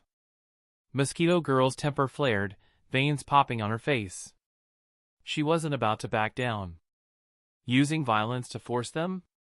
Did they make the first move? Shinji asked, catching the detail. Yeah. We refused their offer, and they immediately tried to drag us away by force. We just fought back. Mosquito Girl explained. I'm very sorry. Ever since she lost her blood sac, she gets hungry easily and her mood swings a lot. Armored Gorilla bowed again and again, his tone full of apology toward Shinji. There's no need to apologize. We were the ones in the wrong here. Shinji didn't blindly defend his side. He was measured and fair. Then he turned to the monster beside him, his voice sharp and cold. Do you have anything else to say for yourself? Ah, it wasn't me, I swear. It was the other guy who got injured earlier. He made the first move, not me. The monster instantly tried to shift the blame, desperate to clear himself. Watching this, Mosquito Girl couldn't help but feel a little stunned. This human didn't just shield his own people no matter what. Lord Shinji, if you don't mind, why don't you come inside and sit for a while? Armored Gorilla, quick to sense the tension, changed the subject right away. All right then, I'll take you up on that. Shinji gave a small nod and accepted the offer. At the same time, he dismissed the monster that had accompanied him. The monster let out a long breath of relief. He wanted nothing more than to get away from this place as fast as possible anyway. Shinji followed Mosquito Girl and Armored Gorilla into the takoyaki shop. Inside, there was a small living room where Dr. Genus sat reading a newspaper. As soon as he looked up and saw that familiar face, Dr. Genus froze, his eyes widening in surprise. Shinji, have you come to wipe us out? No. You've already started a takoyaki shop here. What reason would I have to come after you now? Shinji's tone was calm, matter of fact. I suppose, in a way, I should thank you. You made me realize that everything I'd done before was almost a complete waste of time, and I made more mistakes than I can count. Dr. Genus let out a heavy sigh. Well, I wouldn't say it was a total waste. For example, your rejuvenation technology still has value. As long as you've stopped conducting illegal research that harms humans, that's enough. Shinji replied evenly. And it wasn't just the anti-aging tech. The regenerative method for octopuses alone had incredible potential. Much of Dr. Genus's work could be used to benefit society. The name House of Evolution had already spread far and wide. Genos knew of it from the start, and the Hero Association certainly did too. After all, even Zombie Man, an S-class hero, had been one of its creations. After escaping, he went on to join the Hero Association. The fact that the association had never moved against the House of Evolution or dispatched heroes to shut it down probably meant that some of Dr. Genus's research overlapped with the interests of its higher-ups. These days, I've stopped all of that research. I only kept a few of the experimental results. Dr. Genus then smiled faintly and said, but let's not dwell on that. Would you like to try some of my specially developed infinite takoyaki? Sure, Shinji answered with a simple nod. Dr. Genus got up and personally began preparing the food, using a machine capable of cooking dozens of takoyaki balls at once. 2 cups had already been set on the table, while Mosquito Girl stood nearby, brewing tea. After filling both cups, she lifted the one meant for Shinji and drank it herself without hesitation. Then, without the slightest hint of embarrassment, she plopped herself down casually between Dr. Genus and Shinji. Chapter 172, Short-Tempered Mosquito Girl. You should step outside for a while. Even Armored Gorilla couldn't tolerate Mosquito Girl's rudeness any longer. He gave her a firm push and sent her straight out of the room. Sorry about that. Please forgive her behavior. Dr. Genus quickly apologized, his tone sincere. Let me pour you another cup of tea. It's fine. Shinji replied, calm and collected. You came all the way here, so I assume there's something you want from us, right? At that moment, the takoyaki finished cooking. Dr. Genus carefully plated them, setting the dish on the table while casually asking Shinji what had brought him over. It's nothing serious. I just grew curious after hearing from my subordinates that you had turned down their invitation. I decided to see things for myself. Honestly, I didn't expect to find a takoyaki shop here. Shinji gave a vague explanation, leaving the matter simple. Dr. Genus immediately caught the underlying meaning. I see, Then the Monster Association they mentioned is your organization? Something like that. Shinji gave a small nod in confirmation. I already gave up on participating in worldly disputes long ago. Still, since you came in person, it would feel improper to turn you away outright. Dr. Genus naturally assumed Shinji's visit was another attempt to draw them into the Monster Association. Until today, he hadn't even heard of such an organization. So when two monsters appeared earlier with their invitation, he had merely instructed Armored Gorilla to reject them on the spot. But now that he realized Shinji was directly connected, he could no longer dismiss it so easily. No, Dr. Genus, you've misunderstood. Whether you join or not is entirely your choice. There's no need to agree just because of me. Shinji corrected him immediately, clearing the air before it grew heavier. I see. Dr. Genus lowered his gaze, sinking into thought. He had never cared much for trying to read people. Social maneuvering, politics, and subtle hints were meaningless in his world. In the past, he had always spoken bluntly, sometimes even coldly, to his fellow scientists without worrying about the consequences. But Shinji was a different matter entirely. Before, even when he offended others, none of his peers could actually harm him. Shinji, however, this was a man who looked capable of crushing him to death with nothing more than a single finger. For the first time, Dr. Genus found himself weighing someone else's mood carefully. Shinji had said there was no need to give him face, yet he knew full well what ignoring that would mean. If he truly showed no respect, it wouldn't just end with closing the shop, but it could also bring ruin to all of them. After a long pause and careful thought, Dr. Genus finally spoke. We have no objections. If there's ever a mission, feel free to contact us. Huh? Shinji sensed the contradiction immediately. Dr. Genus had just claimed he no longer wished to involve himself in conflicts, yet now he suddenly agreed without hesitation? It was clear he was only trying to avoid offending him. Still, since Dr. Genus had gone that far already, Shinji chose not to pursue the matter any further. There really aren't any missions. Just keep running this takoyaki shop as you always do.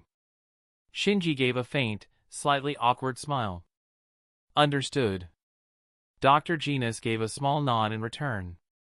After chatting with Dr. Genus for a while, Shinji finally rose to his feet. I'll head back now. You all can carry on with your work. Meachum. You're welcome to stop by again anytime for our takoyaki. Dr. Genus responded warmly. Leaving the living room, Shinji noticed Mosquito Girl by the grill, preparing takoyaki for a small group of customers. All done! Your takoyaki is ready. Please take it. She placed the servings on the counter, then struck a playful pose to charm the customers. Oddly enough, those customers were just a handful of children. Come again sometime, okay? See? I told you there was a weirdly dressed lady selling takoyaki here. There really is. But why is she dressed like a fly? It looks kinda weird. The children left soon after, whispering to each other about Mosquito Girl. None of them realized she wasn't dressed as a fly at all but was actually mosquito-like in appearance. To be fair, her head did look a little too similar to that of a fly. You little brats. I'll drain every last drop of blood from your bodies. Mosquito Girl exploded with fury. Apparently, being mistaken for a fly was the ultimate insult to her. Just as she was about to lose control, Armored Gorilla, while still busy tending the takoyaki grill, turned to Shinji and spoke hurriedly. Mr. Shinji, sorry, I'm a bit tied up right now. Could I trouble you to give her an injection? That should calm her down. As he said this, he handed Shinji a massive syringe. An injection? And where exactly am I supposed to give it? Shinji asked, gripping the syringe that was nearly the length of his entire arm. A bead of sweat slid down his temple. Just inject it where her blood sac used to be. Armored Gorilla replied immediately. Where her blood sac used to be, if Shinji remembered correctly, that was near the base of her tailbone. This didn't seem appropriate at all, especially since Mosquito Girl was only wearing an apron, leaving her back nearly completely bare. But as the situation escalated, hesitation wasn't an option. Shinji lined up the syringe with the spot where her blood sac had once been and plunged the needle deep. On! Mosquito Girl screamed as though lightning had shot through her body. Moments later, her strength gave out, and she collapsed, completely subdued. Because her blood sac had been destroyed, she still retained mosquito-like traits yet lacked the ability to regulate herself properly. To maintain her sanity, she required regular blood transfusions in large amounts. Without them, her hunger would intensify, her temper would spiral, and sooner or later, she would lose all control and attack humans to feed. As for her original blood sac, though it had been destroyed, Dr. Genus had later recovered it and sealed it inside a cultivation chamber. With time, it might eventually be restored. Gradually, the syringe emptied, transferring every last drop of blood into her body. Sure enough, Mosquito Girl calmed down. Her twisted, rage-filled expression eased back into something resembling normalcy. Shinji withdrew the needle and grabbed a bandage from nearby, pressing it firmly against the injection site. Mosquito Girl exhaled with a long, blissful sigh, thoroughly satisfied. Hey! You human! Don't just jab me out of nowhere. That really hurt. Mosquito Girl spun around, glaring as she complained loudly at Shinji. Watch your mouth. Mr. Shinji is our boss now. The boss, Dr. Genus, just agreed to join the Monster Association. Armored Gorilla immediately stepped in, warning her in a firm tone. Fine. Mosquito Girl shrank back at once, her anger vanishing. So that means we have to switch jobs again? Not necessarily. I'll let you know if anything comes up. With those words, Shinji turned and walked away. In reality, there wouldn't be any future tasks. He had never planned on forcing House of Takoyaki into the Monster Association in the first place. Dr. Genus was simply overthinking things. Once Shinji had left, Dr. Genus summoned Mosquito Girl and Armored Gorilla into the living room. Armored Gorilla, even though you've lost your cyborg armor, you should still be about demon-level strength, right? Dr. Genus asked, then shifted his gaze toward Mosquito Girl. And you, how's your power level these days? I'm not sure. I don't even have a blood sac anymore. At best, I can summon a swarm of mosquitoes to suck blood, but without a sac to store it, I can't convert that blood into power, Mosquito Girl admitted helplessly. That's true, Dr. Genus pushed his glasses up the bridge of his nose and spoke in a serious tone. Since we joined someone else's organization now, we can't afford to be completely useless. Why don't you take on the role of Shinji's secretary? Chapter 173, Secretary, and Maid? Me? Mosquito Girl froze in place, pointing at herself with a look of disbelief. Of course you. Dr. Genus replied without hesitation. Armored Gorilla can still serve as a combatant, but ever since you lost your blood sac, your strength has been unstable. The only fitting role for you now is secretary. As for himself, Dr. Genus still had a vast amount of research data stored away, along with the scientific ability to create artificial monsters for Shinji if needed. While he no longer had the drive he once possessed and would likely never replicate something on the scale of Azura Rhino Beetle, a dragon-level monster, again, producing tiger-level or even demon-level monsters was still within his grasp. In fact, the most successful subject from the House of Evolution had arguably been Zombie Man. Though he had escaped and developed in unexpected ways, his regenerative ability and emotional stability made him far more reliable than Carnage Kabuto, who had ultimately proved uncontrollable. Fine, but I've never worked as a secretary before. I don't even know what I'm supposed to do, Mosquito Girl admitted uncertainly. It's easy. Just do whatever Shinji tells you.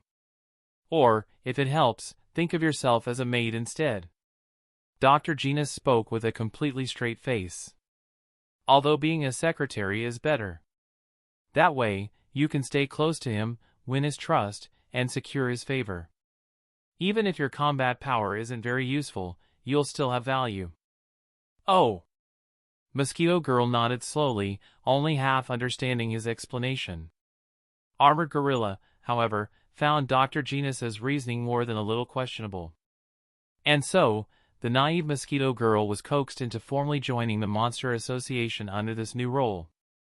She put away her apron and instead dressed herself in a maid uniform with thigh-high stockings. Normally, a secretary would be expected to wear proper business attire, but Dr. Genus decided the maid outfit would be far more effective. Whether this choice came from his personal preferences or from the belief that Shinji would enjoy it more remained unclear. Does this even look right on me? Having grown used to the airy comfort of wearing nothing but an apron, Mosquito Girl now felt a bit restricted and uncomfortable in the uniform and stockings. I wouldn't know. Go ask the boss. Armored Gorilla shrugged. Despite his intelligence, he was still a gorilla, and his understanding of human aesthetics was practically non-existent. Not bad. This should be enough to impress that man. Dr. Genus adjusted his glasses with confidence. No one can resist a non-human girl in a maid outfit. Him.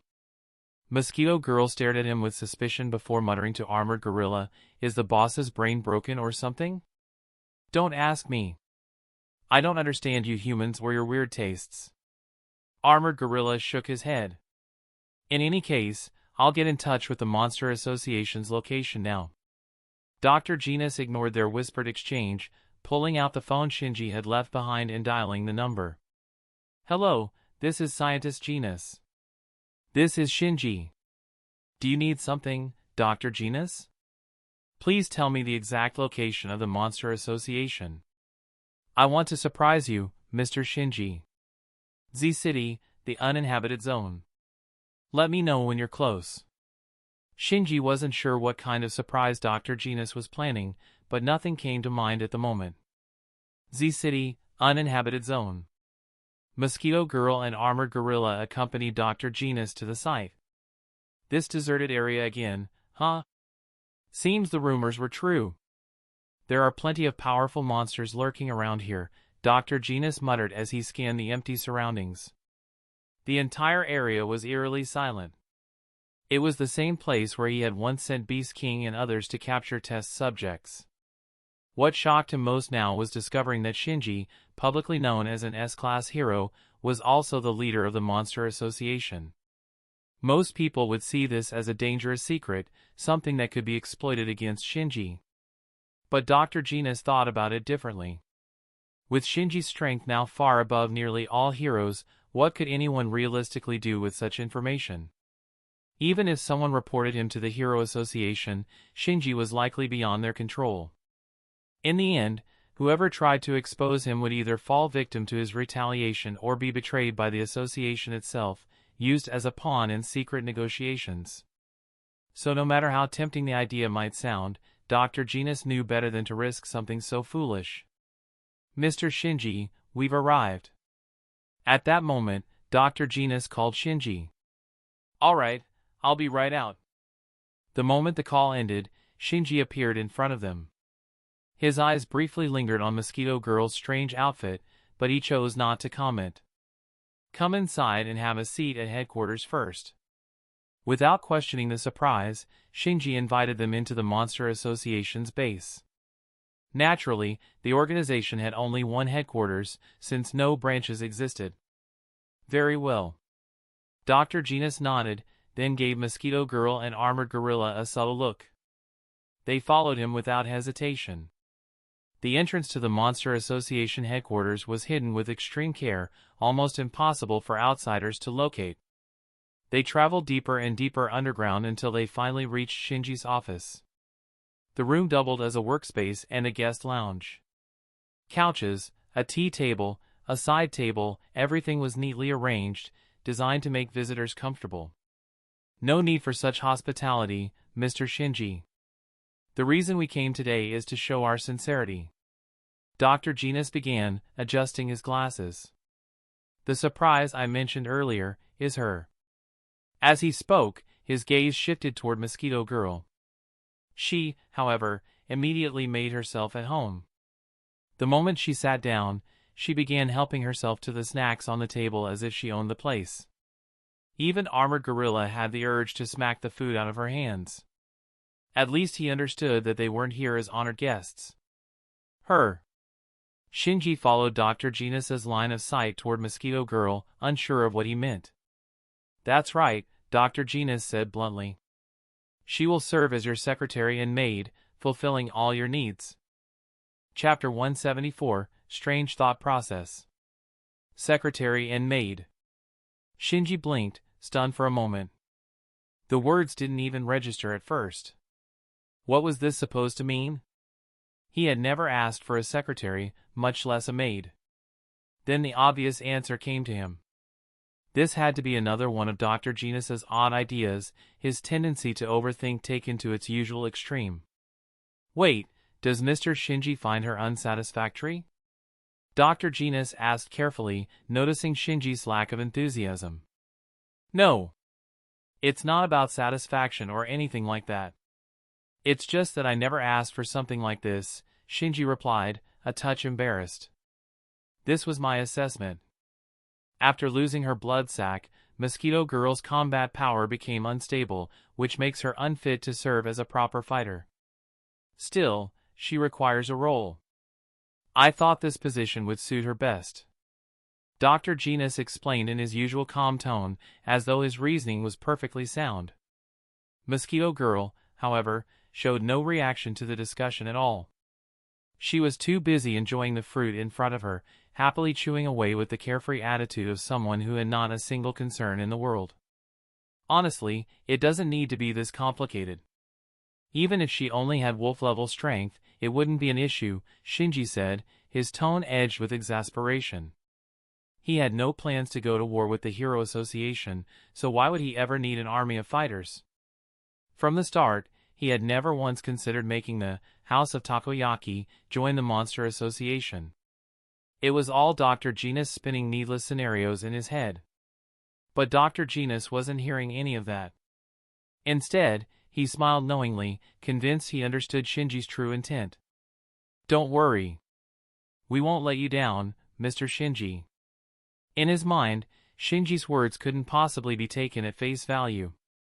Obviously, this was some test. To believe otherwise and withdraw now would have been, to him, an unforgivable mistake. For Dr. Genus, interpreting the hidden meaning behind his superior's words was more than just instinct, since it was survival itself. No matter how straightforward or casual Shinji tried to be, the doctor would insist there was something deeper behind it. Shinji stared at him in silence, unable to come up with a reply. There was simply no way to have a normal conversation with this man. Well then, I suppose Armored Gorilla and I should take our leave. Someone has to keep the shop running. Dr. Genus rose from his seat, already preparing to go. Come on, Armored Gorilla, let's go. Got it, boss, Armored Gorilla replied with a firm nod. When the two of them left, the room felt quieter, leaving only Mosquito Girl behind. Although Dr. Genus had declared she would now serve as Shinji's secretary and maid, Shinji couldn't bring himself to treat her that way. Instead, he regarded her as a guest. With nothing better to do, he prepared her a cup of tea. Thanks. Mosquito Girl accepted the cup, drinking it down in one go. When she finished, she immediately held it out again. Could I have another? Shinji said nothing and quietly poured her a second cup. It was clear she had no idea what being a maid actually meant. After finishing off a plate of fruit and 2 cups of tea, Mosquito Girl looked completely satisfied, her expression radiating the same happiness as someone who had just enjoyed a flawless afternoon tea session. Seeing her so content, Shinji finally spoke. All right, time to head back. Dr. Genus and Armored Gorilla are waiting for you. Okay. Mosquito Girl stood at once, ready to go. But after only a few steps, she suddenly froze, a delayed realization finally sinking in. Wait! That's not right. I can't go back yet. Mosquito Girl suddenly turned around, her wings giving a faint twitch. Lacking any real idea of how to be a secretary or a maid, she looked straight at Shinji and asked with perfect seriousness, So, what should I do now? Why are you asking me? Shinji stared at her with helpless disbelief. Honestly, you might as well just go back. I don't actually need a secretary or a maid. No way. The boss gave me this assignment. Mosquito Girl shook her head firmly. She tried to dig through her memories from when she had still been human. Though she had never worked as one herself, she had at least heard about jobs like a secretary and a maid. She had even seen them in manga. I see, I'm supposed to call you master, right? She said suddenly, a look of realization on her face. But that word master felt even more awkward than the customer service tone of dear customer. No, that's not necessary. Just call me Shinji, he corrected her flatly. And then, Mosquito Girl tilted her head, thinking hard. I think I'm supposed to do pervy stuff.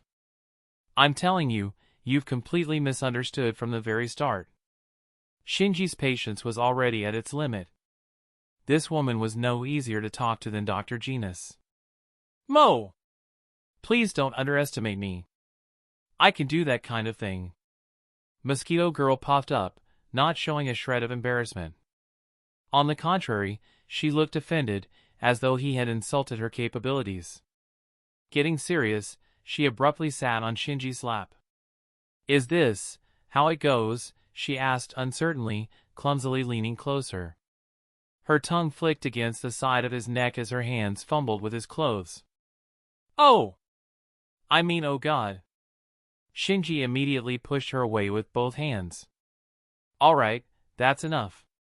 His voice was calm, but firm. That's not your job. Your job is to serve tea, pour drinks, and clean. Since there was no hope of reasoning with her, he figured it would be easier to just assign her some basic chores. That was what a secretary or maid was supposed to be doing anyway. Oh, so it wasn't supposed to be pervy stuff? Mosquito Girl looked genuinely confused, rubbing her chin thoughtfully. Then those manga I read were wrong. Shinji was left speechless. Just what kind of manga had she been reading? Anyway, start with something simple. Clean up the juice you spilled, and wash the teacups you used. He gave her a short list of tasks and returned to his own business. Scatterbrained as she was, Mosquito Girl turned out to be surprisingly efficient. She still had fragments of her human memories, and she had helped out plenty at the takoyaki stand. The chores were handled quickly. But once they were done, she simply sat there with nothing left to occupy her, bored out of her mind. The floor was spotless. The cups were washed. Nothing else was left to tidy up. Knock, knock, knock. The sudden sound of someone at the door broke the silence. With no other task at hand, Mosquito Girl stood and went to open it. On the other side was Crossbow S, though she didn't recognize him at all. Duess froze, her eyes narrowing as she studied the unfamiliar woman. She had never once seen her among the Monster Association's members. Where had she come from? Not only was her outfit odd, but she was also inside Shinji's office. Chapter 175, Forceful. Duess eyed Mosquito Girl's maid outfit with mild disdain, finding it odd, though it never once occurred to her that her own outfit was far stranger. On the other hand, Mosquito Girl didn't think Duess's look was strange at all. Compared to her, Duess was practically modest. What do you want this time? Shinji asked bluntly. No, no. Duess hurried to explain, her voice sweet and hurried. I'm here to apologize to you, Lord Shinji. Is that so? Shinji's expression didn't shift, not giving her words much weight. Of course. I was too arrogant before, and my intentions were wrong. Duess spoke with practiced sincerity. I've truly turned over a new leaf. From now on, I'll be loyal to you alone, Lord Shinji. Is that so? Shinji repeated flatly. Duess clicked her tongue inwardly at his lack of reaction. Outwardly, she kept her act perfect. Showing even the faintest trace of her real feelings would undo everything. Maintaining a smile that was equal parts apologetic and seductive, she began to step toward him with deliberate slowness. And besides, I think I've fallen for you, Lord Shinji. A blush spread across her cheeks, her voice dripping with charm. Don't tell me you're actually one of those. Shinji muttered, the corner of his mouth twitching. For Dues to suddenly claim she liked him, something was definitely off. Either she was still scheming, or she truly was a masochist. He decided not to dwell on the details. Rubbing his temples, he somehow calmed himself down. More thoughts and something would burst out from his pants, destroying his calm and collected persona he had built in this world. Umgh. Dues bit back a grimace as memories of last time's humiliation flooded back. Shame rose hot in her chest, threatening to bring tears, but she crushed it down with sheer force of will. That's right, Redheart, I'm just a little puppy who longs for her master's punishment, Redheart. It was demeaning, but she was willing to endure any humiliation to one day get her revenge on Shinji. Behind them, Mosquito Girl stared in open-mouthed confusion. The masked woman also called Shinji Master? Did that mean she was another maid too? But then why wasn't she dressed like one? And even stranger, why would she call herself a little puppy? Dues's words were simply beyond Mosquito Girl's comprehension. Man, Shinji could already feel cold sweat sliding down his back. Whether she was faking it or not, he had absolutely no interest in that kind of thing. Sorry, I'm not into that. If you don't have any serious business, please leave. His tone was calm but detached, leaving no room for misinterpretation. What's with that? After you already did that kind of thing to me. Dues's lips curled into a hurt pout, her eyes shimmering with the look of someone cruelly wronged. Don't say things that cause huge misunderstandings. That's enough. Leave. Shinji's expression stayed flat and unmoved. She had already pushed herself this far, and still Shinji remained unshaken. For the first time, Dues felt panic rising in her chest. I don't believe this. There's no way I can't handle this damn man today. She came this far, no way she would back down now. Lord Shinji, she breathed, her face melting into the image of someone hopelessly in love, her gaze overflowing with tenderness. She suddenly lunged forward, her movement quick and sharp, a surprise attack aimed straight at Shinji. With the Rinnegan's insight, Shinji had already sensed it coming. He could have dodged with ease, but out of sheer confidence, he chose not to move. It was because he could easily take those hits. As a result, Dues didn't bite him, didn't headbutt him, but instead, she crashed her lips against his in a forceful kiss. The hit was a kiss. Shinji froze, his eyes widening slightly. What on earth was this woman trying to pull now? Dues, however, was secretly thrilled. The source of her power lay in that part of her body. Sometimes it was her blood, but other times, it was exactly this. That was why she had chosen such a method to ambush him. Ever since her previous humiliation, she had intentionally restrained herself, refusing even the smallest indulgence. Because of that, the concentration within her body had been building up without release, to the point where it was now dozens, maybe even hundreds of times stronger than before. A single accidental drop would have been enough to strip a normal human of reason and enslave him forever. There was no way she could fail this time. Or so she thought. At that very moment, Shinji could already sense how suspicious her movements were. It should be working by now, right? Dues thought with absolute confidence. A faint blush colored her cheeks. If Shinji weren't such a troublesome man, she would never have gone this far. For someone who carried herself as the proud monster princess, doing something this degrading burned her pride. It was, in fact, her first kiss. That explained the clumsy way she pressed against him, awkward and unrefined, even as she tried to act like a practiced seductress. And that awkwardness was precisely what made Shinji suspicious. He could tell immediately that she lacked real experience, no matter how desperately she tried to fake it. When Dues finally dared to look at his face, her confidence shattered. Instead of seeing a man under her control, all she found was Shinji staring at her with plain confusion. What? Her eyes widened in shock. This wasn't possible. She had gone so far, there was no way she could have failed. For the first time, doubt seeped into her mind. Could it be her power wasn't working? Or worse, was this man even human? She had never once met a human who could resist her charm so completely. Meanwhile, Mosquito Girl stood behind them, watching like someone witnessing a revelation. In her mind, the picture was now crystal clear. Dues must also be Shinji's maid.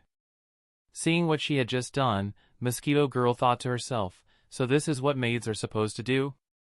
Maybe those mangas she used to read hadn't been so wrong after all. At that moment, Shinji calmly reached out, placing his hand under Dues's chin. With gentle but firm pressure, he pushed her back. Did you really think this would let you control me?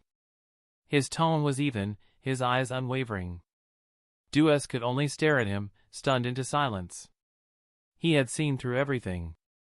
Her power, her scheme, her desperation, it had all amounted to nothing. She had never imagined her ability would fail entirely, not even once. And now, trembling inside, one dreadful thought consumed her: what kind of humiliating punishment was waiting for her next? Chapter 176, The Cheating Cat. Alert! Host and Dues completed kiss. Reward, 50 points. Dues was waiting for the thrilling, exciting punishment. Yet the punishment Dues had braced herself for never arrived. If you're done making trouble, then leave. Shinji's voice carried no warmth, only calm detachment. He knew that with someone like Dues, whose very nature ran opposite to her name, any punishment would feel like a reward. The only way to deal with her was to give her nothing at all. She froze, wide-eyed. Never had she imagined Shinji would dismiss her so casually. Walking out of the room, she found herself strangely unwilling to accept such an ending. Damn it! With Dues gone, Mosquito Girl fidgeted in place, clearly unsettled. All right. Her voice rang with sudden resolve as she stood and strode toward Shinji. Shinji lifted a brow at her. And what exactly are you planning to do? Something proper, obviously. Without hesitation, Mosquito Girl climbed onto his lap, her intent plain as she tried to mimic Dues's earlier boldness. She had barely moved when a voice cut through the room, cold and commanding. Who gave you permission to get close to him? The sound belonged to Psychos, or more accurately, Psychos speaking through Gyaro. Mosquito Girl glanced back, saw a stranger she didn't recognize, and promptly ignored him, determined to follow through with what she thought was right. Release him. Unable to stomach the scene, Gyaro wrapped her in psychic energy and lifted her straight off Shinji. Caught mid-action, she was stunned to find herself suspended in the air. Press. Shinji, is she a new recruit to our monster association? Gyaro almost slipped, nearly calling him President Shinji. Yes. She used to be a modified monster from the House of Evolution. Her name is Mosquito Girl, Shinji replied evenly. The House of Evolution. That's Dr. Genus's organization, isn't it? Recognition glimmered in Gyaro's single eye. That's right. Shinji gave a quick summary of how she had joined him. I see, so she's serving as a secretary and maid? Gyaro's gaze narrowed to a slit. In that case, you're dismissed. Shinji needs only one secretary, and that role belongs to me. The words fell like ice. Ha! Why should I agree to that? Mosquito Girl bristled, her wings twitching with anger. Because I am the Monster Association strategist, Gyaro. I already stand as Shinji's right hand. His tone was razor-sharp, absolute. I refuse. Mosquito Girl fought against the psychic hold, unwilling to concede. You have no choice. With a flick of psychic force, Gyaro hurled her across the room. However, just before she could crash into the wall, Shinji flickered behind her, teleporting in an instant. He caught her in a princess carry, effortlessly dissipating the force of her fall. For a heartbeat, Mosquito Girl froze in his arms, then instinctively clung to his neck and pressed a quick kiss to his lips. Ding! Host and Mosquito Girl completed kiss. Reward, 50 points. Gyaro's enormous eye widened, veins bulging as rage consumed him. You cheating cat. His voice shook with fury, and his psychic power erupted uncontrollably. BZZZZT. The entire office trembled as if caught in a storm. Tables, sofas, desks, and every piece of furniture began to slowly rise into the air. "Calm down!" Sensing the danger, Shinji immediately called out, "NGH!" To his relief, his words worked. Jaro forced himself under control. The suspended furniture lowered gently back into place, and the shaking stopped. Once Psycho's clone had steadied, Shinji landed lightly on the floor. Though he had already released Mosquito Girl, her feet had yet to touch the ground.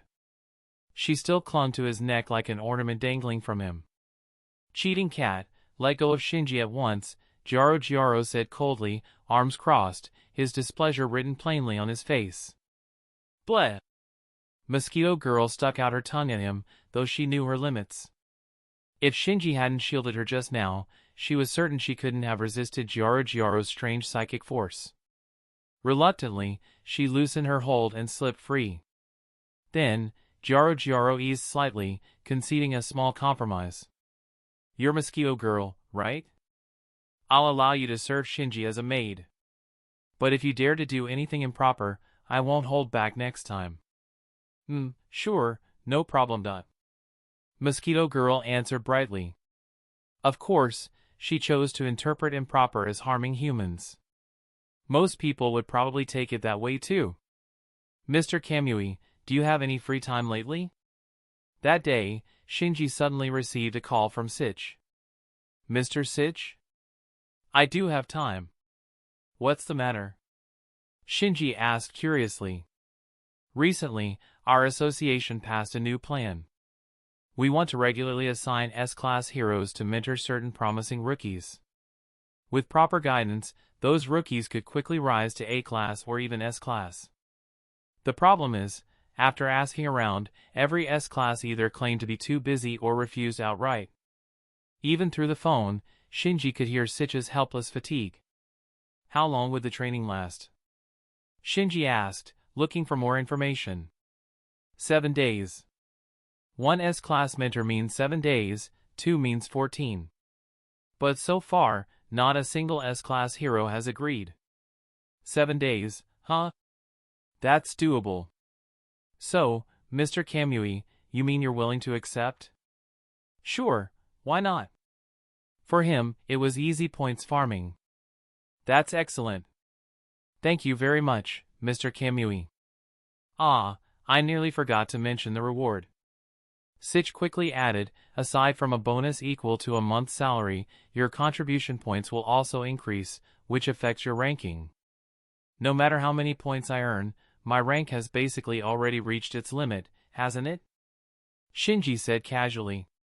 After all, the number 1 S-class hero was Blast, and since the Hero Association itself determined the rankings, no one could ever take his spot.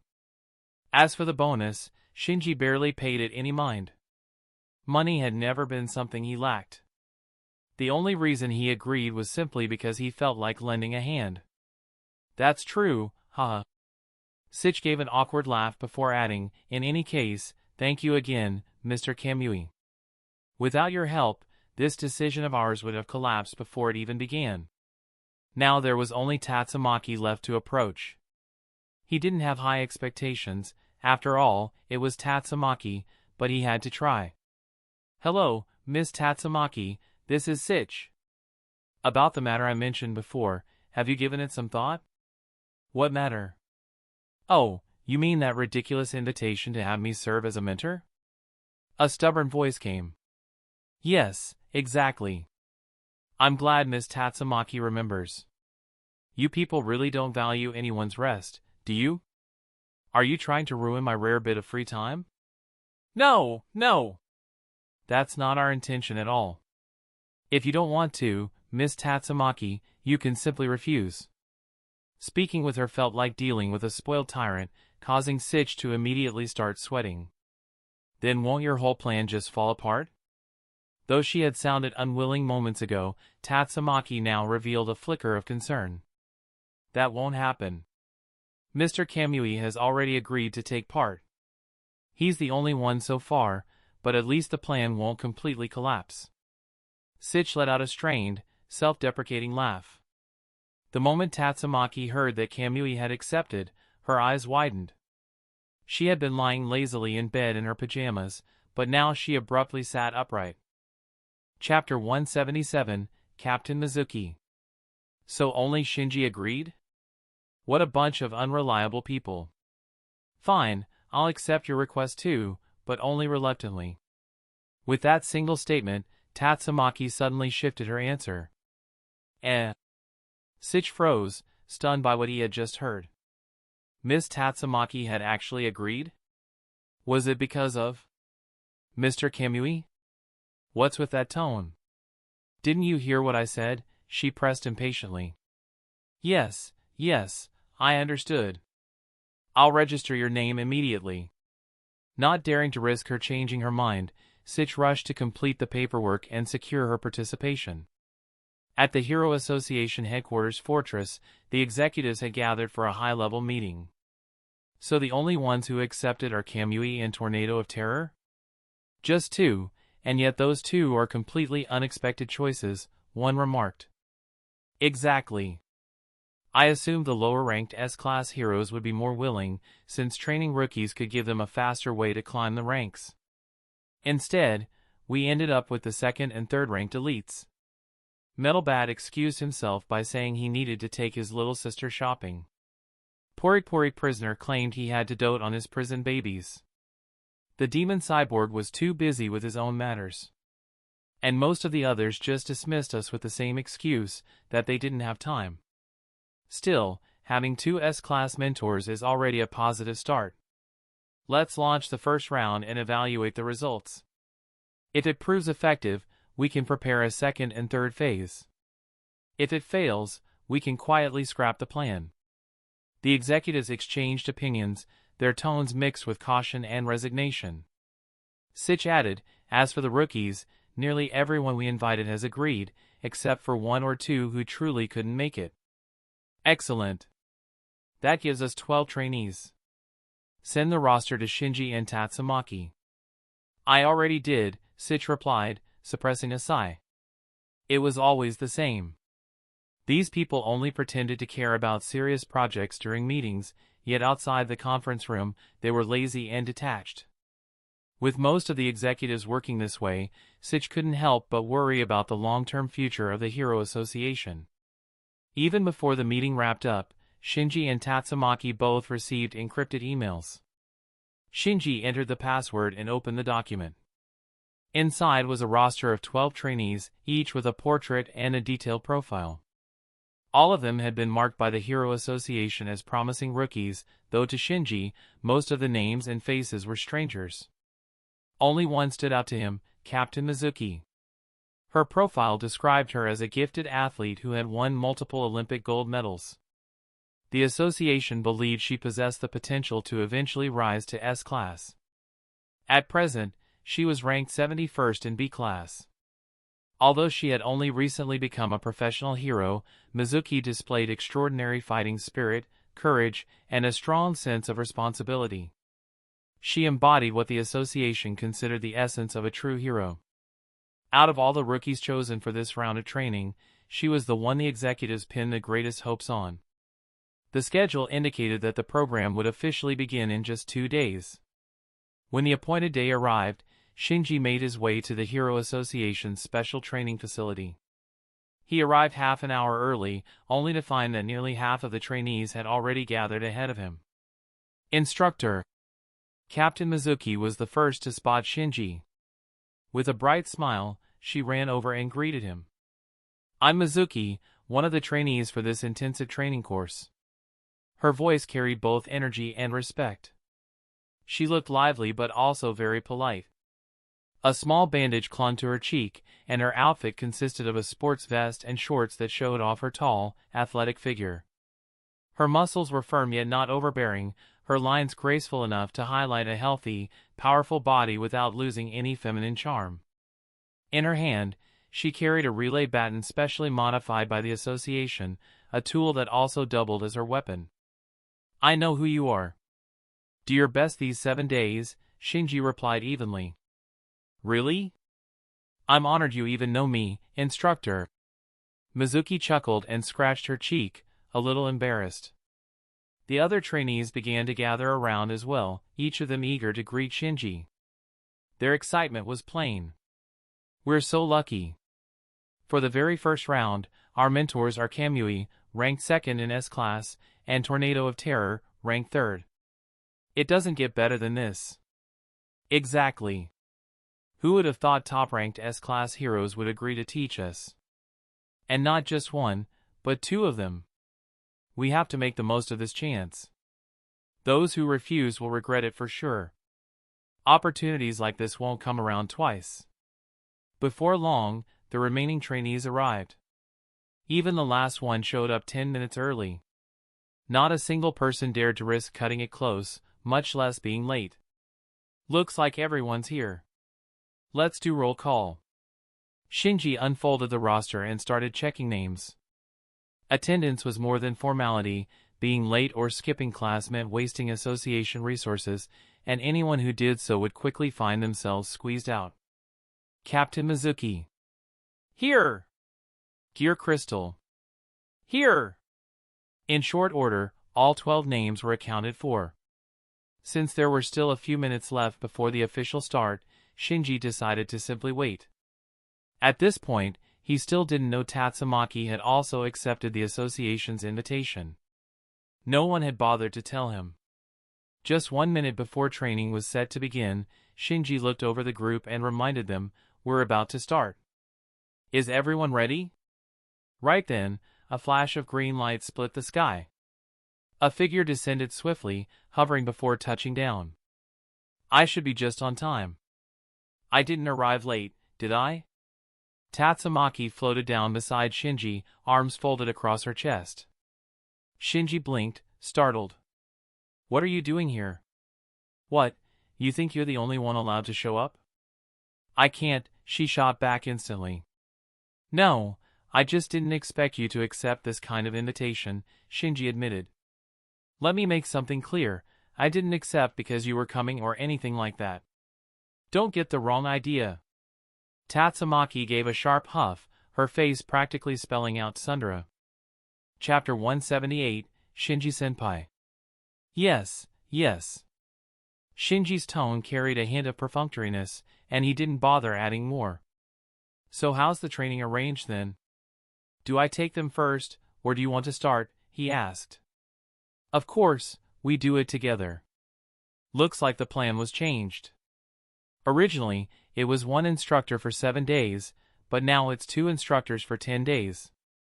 "With just the 2 of us, there's no point in splitting it up," Tatsumaki explained matter-of-factly. "I see."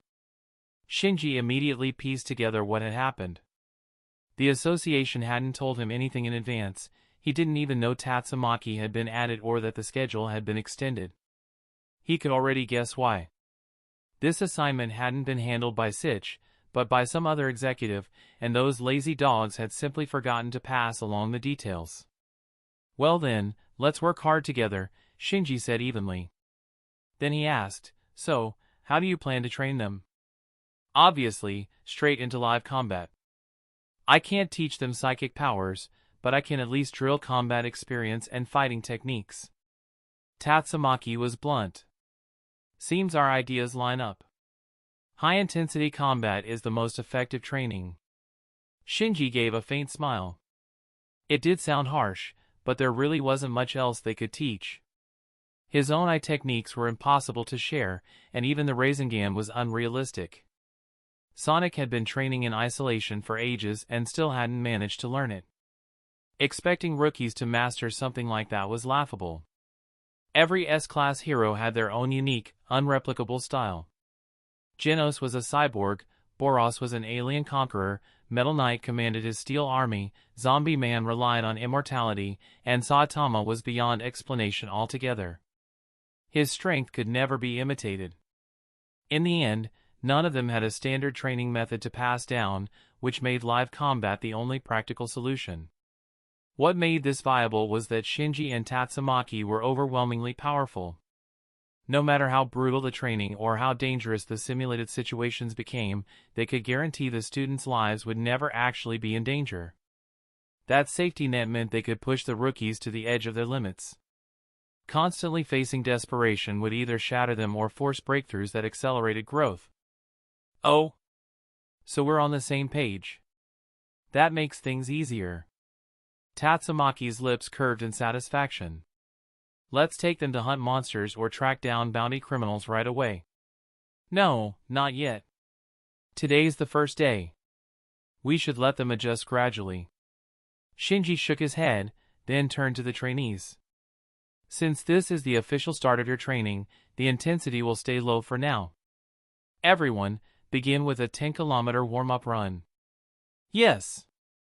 The response came sharp, though nearly half the group wanted to choke. A 10-kilometer run counted as low intensity? Of course, they only complained in their hearts. None of them dared voice it aloud. Why coddle them like this? You should make it hell from the start. Otherwise, it'll take forever before they can stand on their own as heroes, Tatsumaki muttered in clear dissatisfaction, though she didn't push Shinji further. The students set off on their 10-kilometer warm-up along the route Shinji had mapped out. The one who found it easiest was Captain Mizuki. As a former Olympic gold medalist whose body had been further enhanced since joining the Hero Association, her fitness level was leagues above the others. On top of her willpower, sense of duty, and clear potential, her athletic foundation alone set her apart from her peers. The next one Shinji noted as promising was Gearspur. That wasn't the association's official assessment, only his own judgment. The association had merely showered praise on Captain Mizuki. Gearspur was a spiky-haired youth with a strange device strapped to his head. Officially, he was ranked 133rd in C class. His low rank had nothing to do with the strength of his ability and everything to do with his lack of control. At times, his powers failed to activate altogether. The headgear was designed to help stabilize him, though the results were inconsistent. Still, Shinji could tell that if Gearspur ever fully unleashed his psychic potential, the force would be overwhelming. As expected, Captain Mizuki was the first to reach the finish line. Shinji was already there waiting, while Tatsumaki hovered high above, keeping watch to ensure no one tried to slack off or cut corners. Looks like 10 kilometers really was nothing more than a warm-up for you, Shinji said with approval as he handed her a bottle of water. Captain Mizuki wiped her face with her hand. She wasn't even winded, showing the run had barely counted as exercise for her. Thank you, Shinji-senpai, she said with a polite bow as she accepted the bottle. The next moment, she realized she might have spoken too casually. Ah, no, I should be calling you instructor. She scratched the back of her head, smiling awkwardly. It's fine. Call me whatever you like, Shinji replied easily. Really? Then I'll stick with Shinji-senpai. It feels more natural. And, Senior Shinji wasn't filling, so I used Japanese honorifics. It sounds better. Just bear this one. With his permission, her awkwardness vanished. She downed half the bottle in one go, then smoothly continued her cool-down stretches, loosening her joints after the run. Since she was so far ahead, quite a bit of time passed before the second trainee reached the finish line. After that, the rest began arriving in closer intervals. Aside from Captain Mizuki, the others didn't look completely spent. In this world, even C-class heroes had physiques at least comparable to Olympic athletes. There were exceptions, of course. Fubuki, for instance, had physical strength weaker than most ordinary people, relying almost entirely on psychic power to fight. Shinji handed water to each trainee as they arrived. Take a short rest, stretch your muscles, and loosen your joints. The intensity only gets higher from here. Got it! The reply was full of spirit. Their blood was burning now, fired up by the first challenge. The rest of the day was devoted to physical training. Part of it was to acclimate them to the intensity, but more importantly, Shinji wanted to gauge each person's true limits. Once he understood both their capabilities and weaknesses, he could assign them appropriate monsters to face in live combat. But in the middle of training, a small incident broke out. You keep calling him Shinji-senpai. As a student, how can you address your own instructor so casually? After hearing Captain Mizuki refer to Shinji that way several times, Tatsumaki finally lost patience and scolded her. Chapter 179, Does Tatsumaki-senpai like you? Clothes? Tatsumaki-sensei, isn't this just a normal way of addressing someone? Captain Mizuki tilted her head slightly, sounding genuinely puzzled. To be fair, it really was just a standard honorific. Yet in this case, where she should have been calling Shinji-sensei or instructor, she chose a bright, playful tone that made it sound far more familiar, almost as if she were speaking to a close friend. You call me sensei, but call him Shinji-senpai, and you're saying that isn't close? Tatsumaki pressed her at once, not letting the matter slide. Well, I actually got permission from Shinji-senpai. The first time I slipped and called him that by accident, and when I tried to fix it, he told me it was fine. So after that, it just kind of stuck. Captain Mizuki spoke up quickly, trying to make her case, even though her words ended up supporting Shinji's side more than her own. Is that so? Tatsumaki's sharp gaze drifted toward Shinji, her eyes narrowing with a hint of resentment. She didn't say anything out loud, but that silent glare was enough to make a cold shiver run down Shinji's spine. It's just a way of addressing me, nothing more. That should be fine, right? Shinji forced a smile, hoping to ease the tension. Humph. Tatsumaki gave a short, dismissive snort and turned her face away. Shinji could only stay quiet. He couldn't understand why Tatsumaki reacted so strongly to something as simple as being called Shinji-senpai. While he sat there trying to figure it out, Captain Mizuki seemed to have pieced something together.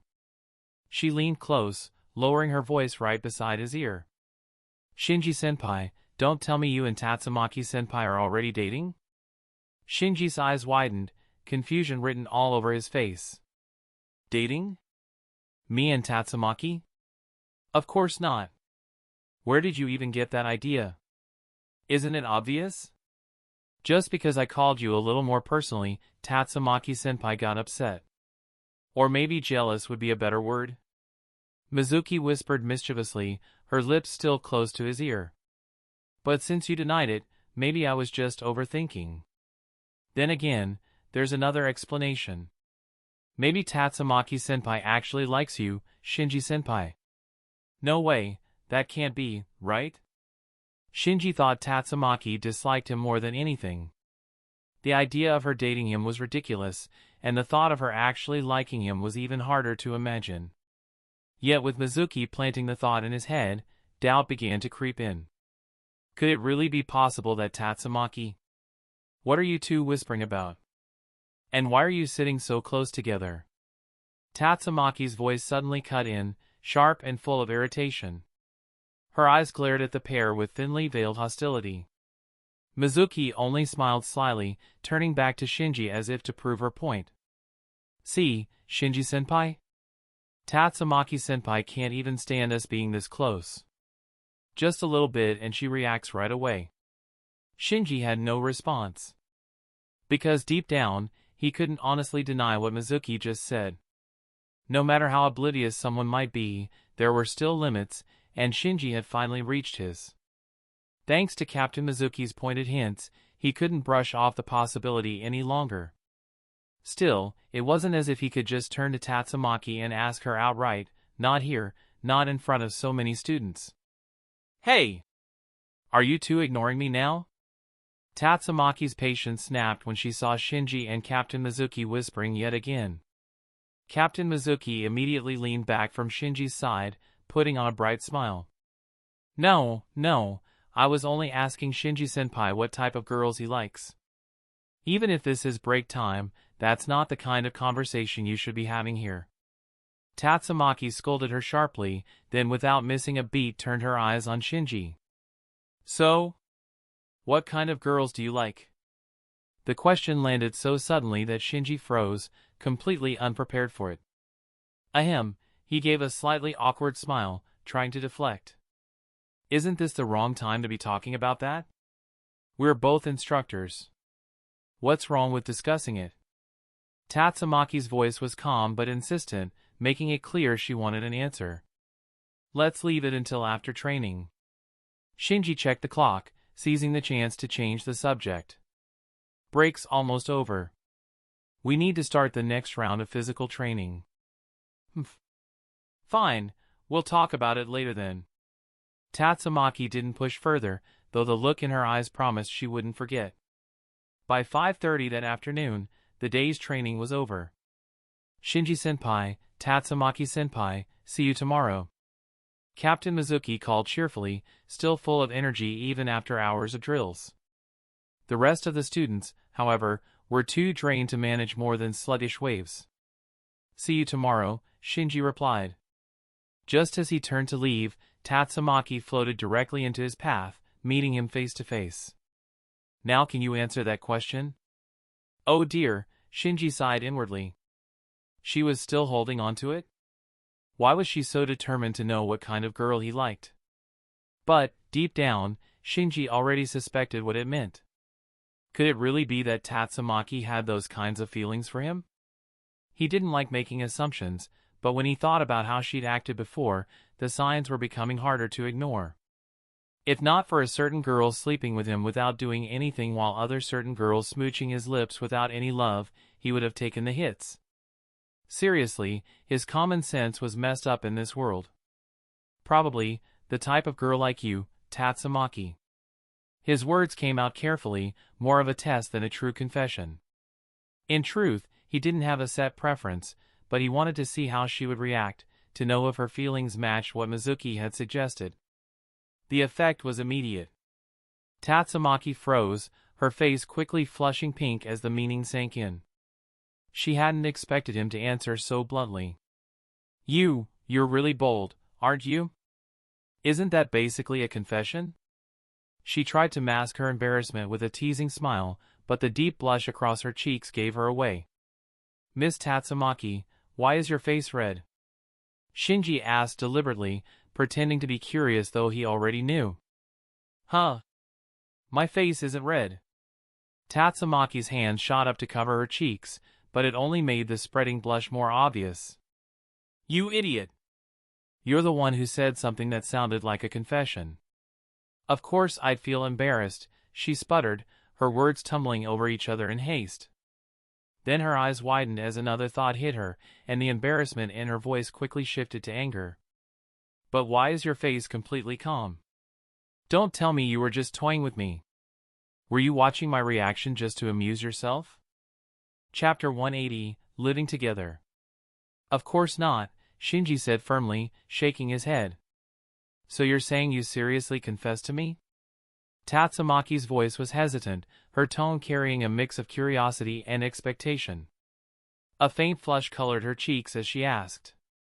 Ah. Shinji hesitated for a moment.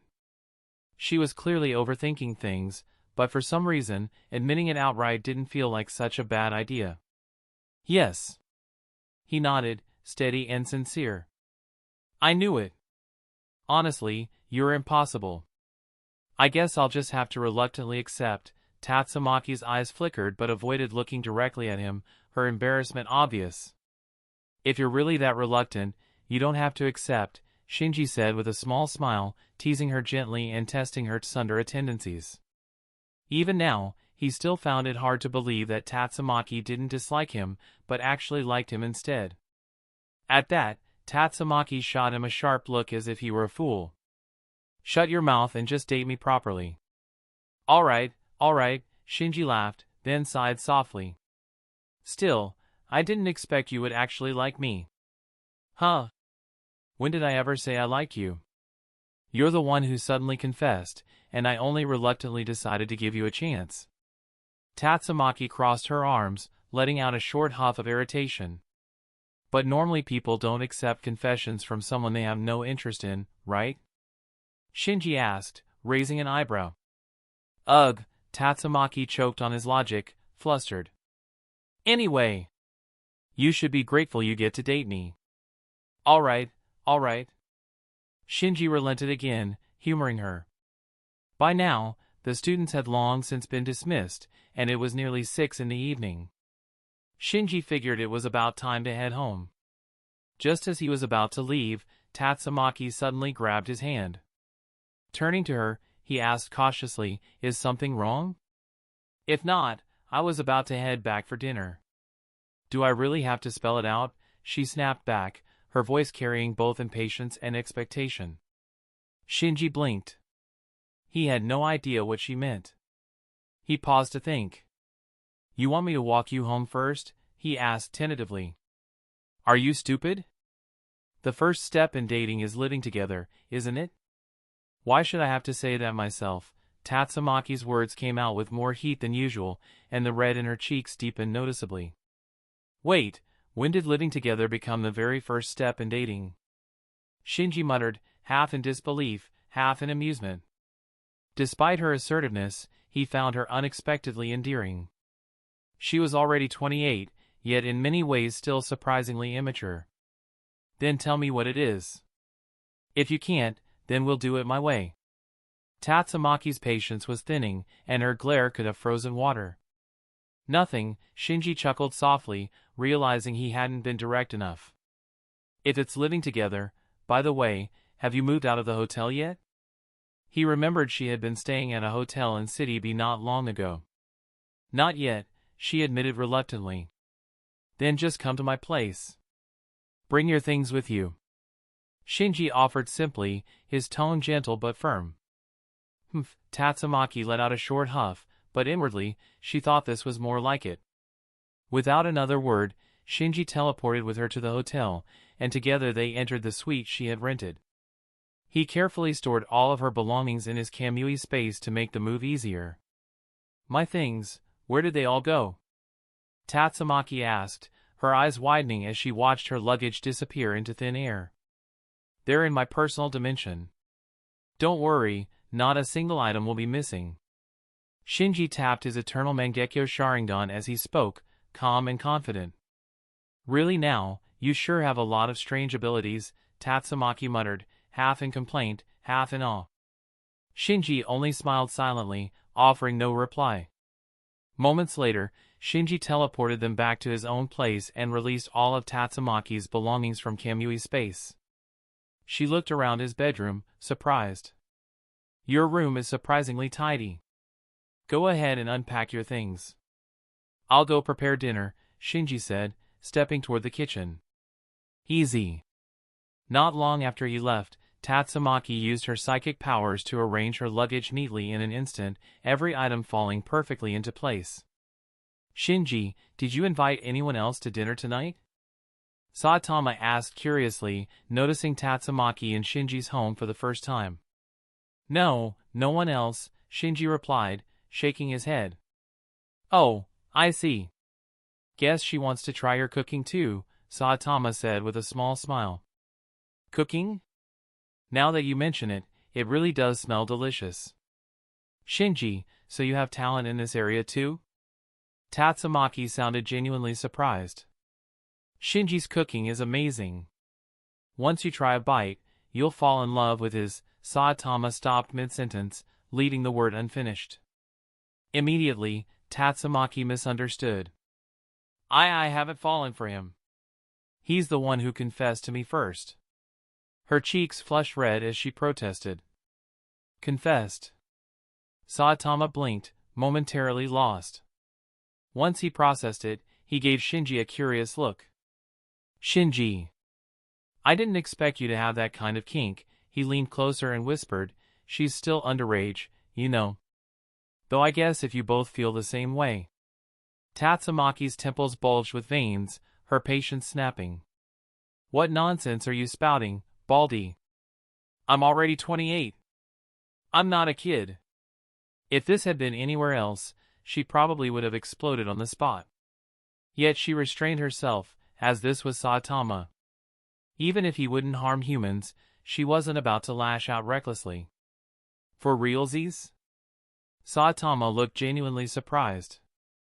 I've told you more than once. Why are you acting like this is new information? Tatsumaki snapped, clearly annoyed. Look, Saitama didn't argue. He simply raised his hand, comparing their height. Even seated, Tatsumaki's petite frame left her noticeably shorter than him. Her feet didn't even reach the ground. Tatsumaki immediately felt insulted, veins bulging again. Shinji! She called out his name and climbed onto his lap, bringing her almost to Saitama's eye level. Shinji couldn't help but think, don't tell me she's actually going to eat dinner sitting here. But that was exactly what happened. The dishes and chopsticks floated into her hands under her psychic control, glowing faintly green. Shinji felt a wave of awkwardness settle over him. Dinner while trying to suppress his reaction, this was going to be a long meal. Chapter 181, A Lifetime Together. What is this? Why does it feel like something's pressing against me? While eating, Tatsumaki suddenly felt something strange beneath her and shifted slightly, frowning as she spoke. It's nothing, but maybe you should sit a little farther away? Shinji replied calmly, though in truth he was already struggling to keep himself under control. Even if she had a short stature, she did have the air of a mature woman. And man, she was soft. No, I just want to sit here. Tatsumaki dismissed his suggestion without even thinking and edged a little closer. The more she moved, the harder it became for him to endure, which made Shinji's dinner that night far more difficult to finish than it should have been. However, after he slept with psychos, he dismissed his desires. Night fell. No one came to disturb Shinji and Tatsumaki. The house was quiet, leaving only the two of them, a man and a woman, together in the same room. Whenever Tatsumaki was at home, she liked to wear pajamas, and staying at Shinji's place was no different. You should go take a bath first. It's almost time to sleep, Shinji said. All right. Without hesitation, Tatsumaki headed straight into the bathroom. But before stepping inside, she turned back with a serious face and said, You're not allowed to peek, okay? Don't worry. I definitely won't. Shinji gave a helpless smile. Since Tatsumaki insisted on bathing every single day, her time in the bathroom was never very long. When Shinji finished his own bath and returned to the bedroom, he found Tatsumaki already lying on the bed, completely defenseless. From where he stood, he could clearly see the faint glimpse of her white panties. However, Shinji had long since grown used to such sights. At this point, he was almost immune to them. Acting as if he had noticed nothing, he switched off the light and prepared to sleep. As soon as he slipped under the covers, Tatsumaki immediately scooted closer to the center of the bed. Something like that is still too soon, she muttered quickly. What are you even thinking? I'm just trying to sleep. Tomorrow I still have to train those students. You should get some rest, too, Shinji said flatly. Bro, he had slept with psychos. Tatsumaki was nothing before him. Oh, okay. His indifferent tone made Tatsumaki feel a little upset. It almost seemed as though she had no charm at all. Shinji had no idea she was sulking. Before long, he drifted off to sleep. Shinji. Still wide awake, Tatsumaki called out softly. But she received no response. Mo! Forget it! She pouted, then closed her eyes and decided to sleep as well. Early the next morning, when Shinji opened his eyes, the very first thing he saw was a pale, jade-like soul resting near his face. Since he had grown used to sleeping alone for such a long time, he didn't react immediately. Only when he focused did he realize it was Tatsumaki's foot. He couldn't help but think to himself, Tatsumaki really does have terrible sleeping posture. Her foot had almost ended up in his mouth. Shinji gently moved her foot aside, but since Tatsumaki was sprawled all over him, the small movement ended up waking her. Rise and shine, Missy. And before you misunderstand, know that I don't have a food fetish, yet, Shinji explained hurriedly. At this point, he did this out of habit. Tatsumaki ignored him. Without even opening her eyes, Tatsumaki sat up in a duck-like posture and rubbed at her eyes lazily. Is it morning already? Tatsumaki yawned. Yes. Get ready to wash up and have breakfast, Shinji replied as he got up. Tatsumaki followed him to the bathroom. While washing up, Shinji noticed her messy bed hair sticking up in all directions, so he casually reached over and smoothed it down with his hand. A faint blush spread across Tatsumaki's face. Normally, she hated when anyone touched her head, but being groomed by Shinji like this actually felt quite nice. But before long, Shinji stopped. Tatsumaki immediately felt a little disappointed and quickly said, "You haven't even finished. Since you started, finish brushing my hair." "Got it." Feeling his hand wasn't quite enough, Shinji was about to grab a comb, but Tatsumaki stopped him with a scolding look. "What do you need a comb for? Just use your hand to brush it." "I see," Shinji suddenly understood. "So, you really do like having your head petted?" "I never said anything like that." Tatsumaki instantly denied. Shinji didn't argue further. He continued smoothing her hair with his hand, this time adding gentle strokes as he went. Gradually, Tatsumaki became as obedient as a little kitten, standing still and letting him stroke her head. However, as the frequency of his pats increased, Tatsumaki realized something was off. She quickly slapped his hand away. "Don't push your luck." "I couldn't help it," Shinji said with a smile. "Unbelievable, to think you'd lose control over something like this." Tatsumaki gave him a disdainful look, though her voice softened slightly. "Fine, from now on, I'll allow you to pat my head at most once a day." After washing up, Shinji quickly prepared 2 breakfasts. Tatsumaki looked quite pleased and praised him. "Impressive. Even a fried egg tastes amazing when you make it. It's completely different from the usual kind. Did you use some kind of special ability for cooking?" "Let's just say I use my psychic power to assist my cooking," Shinji explained with a smile. He had long since classified the Rinnegan as a form of psychic power. "No wonder. That means your original cooking skills were already good." Tatsumaki's face lit up with joy. "Since you've given me such delicious food, you must take responsibility. You have to cook for me for the rest of my life." "That's quite domineering of you," Shinji teased lightly. "How is that domineering? Since we're already dating, isn't it only natural that—" She paused, her cheeks turning red. "Isn't it only natural that we spend our lives together?" "That's true." Shinji was a little surprised. He hadn't expected Tatsumaki to think that far ahead already. They had barely been together for a full day, and she was already thinking about marriage and a lifetime commitment. But it was precisely this kind of pure sincerity that was so rare and precious. After all, how many couples in this world truly stay together until the end? And Tatsumaki's innocence only made her seem even more adorable. At that moment, Shinji couldn't help but feel moved. Although Tatsumaki was arrogant, in truth, she was more of a tsundere than arrogant. Her cuteness and purity far outweighed that pride. "Don't worry. I'll take full responsibility for you," Shinji replied seriously. Tatsumaki instantly turned bright red, muttering softly, "Don't say something like that with such a serious face." Chapter 182, Taking Advantage of the Moment. From the second day of training onward, the focus shifted from physical conditioning to live combat exercises, with the difficulty gradually increasing. The goal was to enrich the trainees' battle experience while helping them identify and overcome their weaknesses. The most typical example was Gearspur. Although his psychic power was strong, he could not fully control it. Even with a device designed to regulate his abilities, problems constantly appeared. However, through repeated practice in real combat, his control over his power naturally became more refined. This major flaw was something Gearspur had to overcome by himself. Before combat training began, Shinji never once promised that he and Tatsumaki would guarantee the trainees' safety. This was intentional, so they would not become complacent. After all, if they lacked a sense of crisis, many would slack off, making it impossible to push themselves to their limits.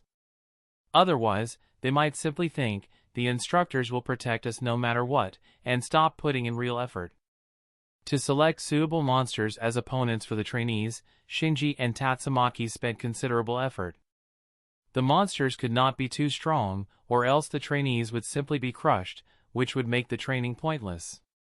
After all, only someone like Saitama existed, and perhaps Garu, who was another exception that could never be replicated. Only people like them could grow stronger while being overwhelmed by powerful enemies. For ordinary people, such pressure brought no benefit at all. After this period of training, all the trainees displayed noticeable growth. For instance, Gearsper had gained more stability in controlling his psychic power compared to before. Especially after witnessing Tatsumaki unleash her own overwhelming power firsthand, it was like a sudden revelation to him. His control reached a new level, and at times, he could even release bursts of his full potential. Unknowingly, 10 days passed, and the first round of intensive training came to a successful close. The Hero Association had recorded the trainees' performance before the training began, and afterward, they would continue to observe their progress to evaluate the effectiveness of this program. Shinji-senpai, Tatsumaki-senpai, thank you very much for your guidance during these 10 days. At the end of the session, Mizuki was the last to leave. She bowed respectfully and expressed her gratitude to Shinji and Tatsumaki. She had gained a lot from this training. Normally, there weren't so many resources available, nor were there frequent opportunities for real combat. If they fought a monster once a month, that was already considered good. But most of the time, the monsters were either far too strong to handle or so weak that they offered no real benefit. This training was different. The Hero Association promptly shared monster intel, and under the instructor's guidance, the trainees could even choose their opponents. You're welcome. It's simply my duty, Shinji replied with a calm smile. Honestly, Shinji felt good helping young heroes. Definitely not because he likes Mizuki's thighs or anything. Shinji-senpai, as thanks, let's have dinner together tonight. My treat, Mizuki invited. I'm coming too. Before Shinji could respond, Tatsumaki had already spoken up. Of course, Tatsumaki-senpai is invited as well, Mizuki nodded happily. Wait. Looks like they've already decided for me? Shinji could only complain silently in his heart. Still, he had no intention of refusing. Shinji and Tatsumaki followed Mizuki to a restaurant. As Mizuki sat down and prepared to order, she suddenly remembered something. Right. Tatsumaki-senpai, are you even allowed to drink alcohol? Mizuki wasn't sure of Tatsumaki's age, and if she happened to be underage, drinking would be illegal. With her cute and petite appearance, it wouldn't be surprising at all if she really was underage. Once again questioned about her age, Tatsumaki immediately felt annoyed. But she held herself back from snapping at Mizuki. After all, ignorance in this situation was hardly a crime. What are you thinking? I'm actually a few years older than you, Tatsumaki replied calmly. Mizuki's face instantly showed her shock. She was already 20, yet Tatsumaki-senpai was still a few years older than her? Her appearance gave absolutely no indication of that. If Tatsumaki had said she was younger, Mizuki wouldn't have been surprised in the slightest. What did you expect? Tatsumaki said flatly. My apologies, I must have offended you just now, Tatsumaki-senpai. At that moment, Mizuki realized her words had been inappropriate. Tatsumaki was older than her, yet she had questioned whether she was old enough to drink. It's fine. You didn't know about me before, Tatsumaki said, putting on a magnanimous air. Your age is one thing, but whether drinking suits you is another. Are you sure you still want to drink tonight? Shinji asked her. He recalled the last time at the celebration feast, and what had happened after Tatsumaki got drunk. With his words, the memory resurfaced in Tatsumaki's mind. Her pretty face flushed red. Even now, she still found that incident humiliating and embarrassing. What is it? Tatsumaki-senpai's alcohol tolerance isn't very good? Mizuki asked curiously. But the way she asked was far too blunt, without the slightest attempt to soften her words. Well, knowing Tatsumaki well, Shinji decided not to say anything. Tatsumaki also fell into brief silence. So you doubt my drinking ability? Fine, I'll let you see for yourself in a bit. Clearly, Tatsumaki had been provoked. Originally, she had planned not to drink this time and stick to soft drinks. But after being challenged, she got heated. "Tatsumaki, maybe you should calm down a little." Shinji immediately had a bad feeling and tried to warn her. But Tatsumaki wouldn't listen. "I am calm. Tonight, I'll prove who can drink better between us. Besides, you're here, aren't you?" With Shinji around, she could drink without restraint. Even if she got drunk, he would take her home, so there was nothing to worry about. "Well, that's true," Shinji sighed helplessly. "But aren't you worried I might take advantage of you if you're drunk?" "Take advantage." At first, Tatsumaki didn't quite understand what he meant. But soon, realization dawned on her, and her cheeks turned scarlet. She lightly spat out, "Pervert." Yet that was all she said. It didn't sound like she was truly rejecting the idea. Chapter 183, Treated Like a Pillow. Mizuki tilted her head slightly as she looked at Shinji and Tatsumaki. She didn't quite understand what Shinji meant by taking advantage of her. Besides, Mizuki had no idea what kind of relationship the two of them actually had. After all, neither Shinji nor Tatsumaki was the type to share their private matters with anyone else. Soon after, food and drinks were ordered. Mizuki only went with beer, avoiding the stronger liquor. Shinji thought to himself that if it stayed that way, Tatsumaki probably wouldn't end up too drunk. However, there was one thing Shinji hadn't expected at all: Mizuki's alcohol tolerance was actually worse than Tatsumaki's. "Shinji-senpai, why do you have 4 eyes? So weird, ha ha ha." Without a doubt, Mizuki was already completely drunk. "Mizuki, you're the one who's drunk," Shinji reminded her. "How could that be?" "Shinji-senpai, you really like to joke. I'm perfectly clear-headed right now, see?" Mizuki laughed as she spoke, still pouring more beer into her mouth.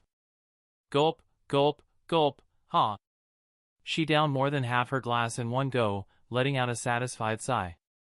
Shinji didn't bother saying anything more. After all, drunk people never admit they're drunk. No matter what he said, it would only be pointless. "Shinji, that means I've won, right?" "Hick." Tatsumaki didn't look much better herself, swaying and hiccuping. Still, compared to Mizuki, she was in slightly better shape. If nothing unexpected happened, Mizuki would be the one to collapse first. Sure enough, just a few minutes later, things went exactly as Shinji predicted. Mizuki slumped forward onto the table, completely unconscious. Tatsumaki, on the other hand, was barely hanging on, clearly at her limit and unable to drink anymore. I won, hee hee." Seeing Mizuki knocked out, Tatsumaki happily put down her glass, or rather, she relaxed and gave up on drinking any further. That left Shinji as the only one still sober. And so, the awkward responsibility fell squarely on his shoulders. Both Tatsumaki and Mizuki had collapsed. Yup, sigh. He couldn't just leave them here, but he also couldn't take Tatsumaki and abandon Mizuki either. Shinji rubbed his temples, feeling a headache coming on. These two were really reckless. Did they trust him that much, believing he was some kind of gentleman who would never take advantage of them? Well, to be fair, even if he didn't think of himself as a flawless gentleman, he still wouldn't do something that shameless. Tatsumaki. Mizuki. Shinji tried calling out to both of them, but neither responded at all. Seeing this, he knew they wouldn't be waking up anytime soon. Left with no choice, Shinji picked up both Tatsumaki and Mizuki, carrying one in each arm. Since he had no idea where Mizuki's home was, he could only take her back with him, along with Tatsumaki. He gently laid them down on his bed and decided to wait until Mizuki woke up. Well, fuck. But even after midnight, Mizuki showed no signs of stirring. She slept soundly, as if she were in her own home. Tatsumaki was the same. Her sleeping posture was, as always, completely terrible. At this point, Shinji no longer wanted to wait. He pulled the blankets over Tatsumaki and Mizuki, making sure they were covered properly, before lying down on the outer edge of the bed himself. Alert! Host slept in the same bed as Mizuki. Reward, 40 points. Even though Shinji's bed was on the larger side, it still felt cramped with 2 people. Adding a third would make it unbearably tight. But there was no way he would force himself to sleep on the floor or the couch because of this. That would be pushing things too far. Mizuki stirred awake, not too early and not too late, around 2 or 3 in the morning. Actually, it wasn't natural, as she was woken up when Tatsumaki's foot smacked her right in the face. Tatsumaki herself remained sound asleep, snoring softly. Mizuki's head felt heavy since the alcohol hadn't completely worn off. She couldn't recall when exactly she had dozed off or what had happened afterward. She didn't even notice at first that this wasn't her home. Then something caught her attention. The object she was hugging didn't feel like her usual fluffy pillow. It was too firm, too real, like a body pillow but not quite. Mizuki always slept clinging to a pillow, so even in her half-asleep state, she had instinctively reached out for something to hold. That something happened to be Shinji, whom she had unknowingly pulled into her arms and was now treating as her pillow. Realization hit her like a bucket of cold water. Her eyes flew open. The room was dark, so she couldn't see clearly, but what she held onto was undeniably a person. Who was this? Where exactly was she? How did this situation even happen? A surge of panic rushed through her, and she instinctively tightened her grip on the arms she had wrapped around the other person. Her thoughts spun wildly. Had she been carried away by some stranger after passing out drunk? Where was Shinji-senpai? Or, wait, could it be that the man she was holding onto was Shinji-senpai himself? It seems you're awake. Shinji's voice broke the silence.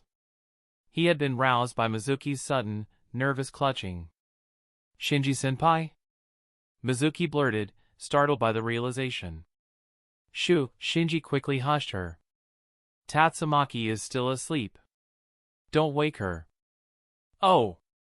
Mizuki covered her mouth immediately. Her heart fluttered wildly like the tide crashing against rocks. It really was Shinji-senpai. That meant she had to be at his place. She tried to recall the events that had led her here, but her memory was fragmented, as though a piece of the night had been erased. Both you and Tatsumaki were drunk, Shinji explained calmly. I tried to wake you but couldn't, and since I didn't know where you lived, I had no choice but to bring you here. His explanation was simple and straightforward, leaving no room for misunderstanding. I see, Mizuki murmured. She didn't question him. First, because he was Shinji-senpai, and second, because what he said made perfect sense. Yeah, she was clearly stoned. Since you're awake now, I can take you home. Shinji offered gently. No, that's not necessary. I've already troubled you enough tonight. I don't want to bother you further. Mizuki lowered her gaze, embarrassed. I don't know what time it is, but it must be really late. You should rest, Shinji-senpai. All right. Seeing that Mizuki was fine staying here, Shinji didn't insist. He lay back down, ready to return to sleep, when Mizuki's soft voice reached him again. I feel awkward asking this, but I'm used to hugging something when I sleep. Shinji-senpai, may I hold you for a bit? Chapter 184, New Rules for the Monster Association. Absolutely, yes, Shinji replied. No wonder Mizuki had clung to him in her sleep earlier. It turned out she had this habit. She fought back her shyness and wrapped her arms around him from behind, her cheeks flushing faintly red. It felt more comfortable than hugging a pillow. Even though Shinji always looked slim in clothes, he was described as gracefully lean, if you put it nicely, or a bit skinny if you said it bluntly. However, hugging him told a different story. Mizuki could feel his broad frame, the firmness of his muscles, and the complete lack of excess fat. Meanwhile, Shinji, being held so tightly, could only try to suppress his own urges while attempting to fall asleep. With Mizuki clinging so closely, his back pressed against sensations he definitely wasn't supposed to be feeling. The night passed without incident. At dawn, Tatsumaki was the first to wake. The moment she opened her eyes, she saw Mizuki lying in bed, still clinging to Shinji. Her reaction was immediate. "You too? What is going on?" Her shout jolted both Shinji and Mizuki awake.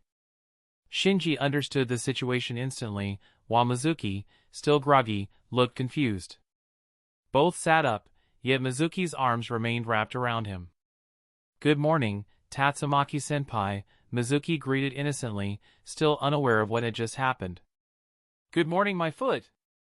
"Let go already," Tatsumaki barked. "Oh, right." Mizuki snapped out of it and hurriedly released him. "I can probably guess what happened last night, but that still doesn't justify the two of you clinging together like that, does it?" Tatsumaki asked, hands on her hips, scrutinizing them both. "This is my fault.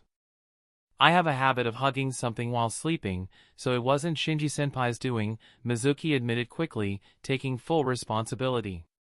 "Fine." Tatsumaki let it go, though her displeasure was clear. After that, the three got up, washed, and had breakfast. "Tatsumaki-senpai seems so at home here. Could it be that you've been living with Shinji-senpai all along?" Mizuki asked curiously, noticing how naturally Tatsumaki moved around his house. Unlike her, who often had to ask Shinji before doing something, Tatsumaki even answered questions on his behalf. "Of course.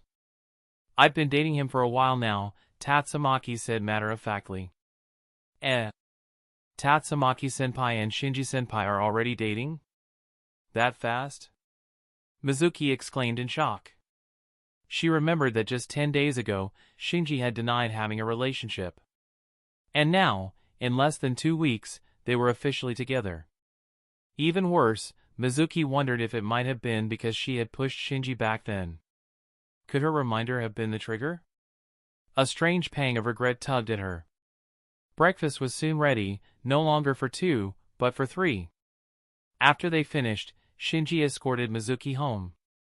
Later that day, Shinji decided the timing was right. He convened another full council meeting of the Monster Association.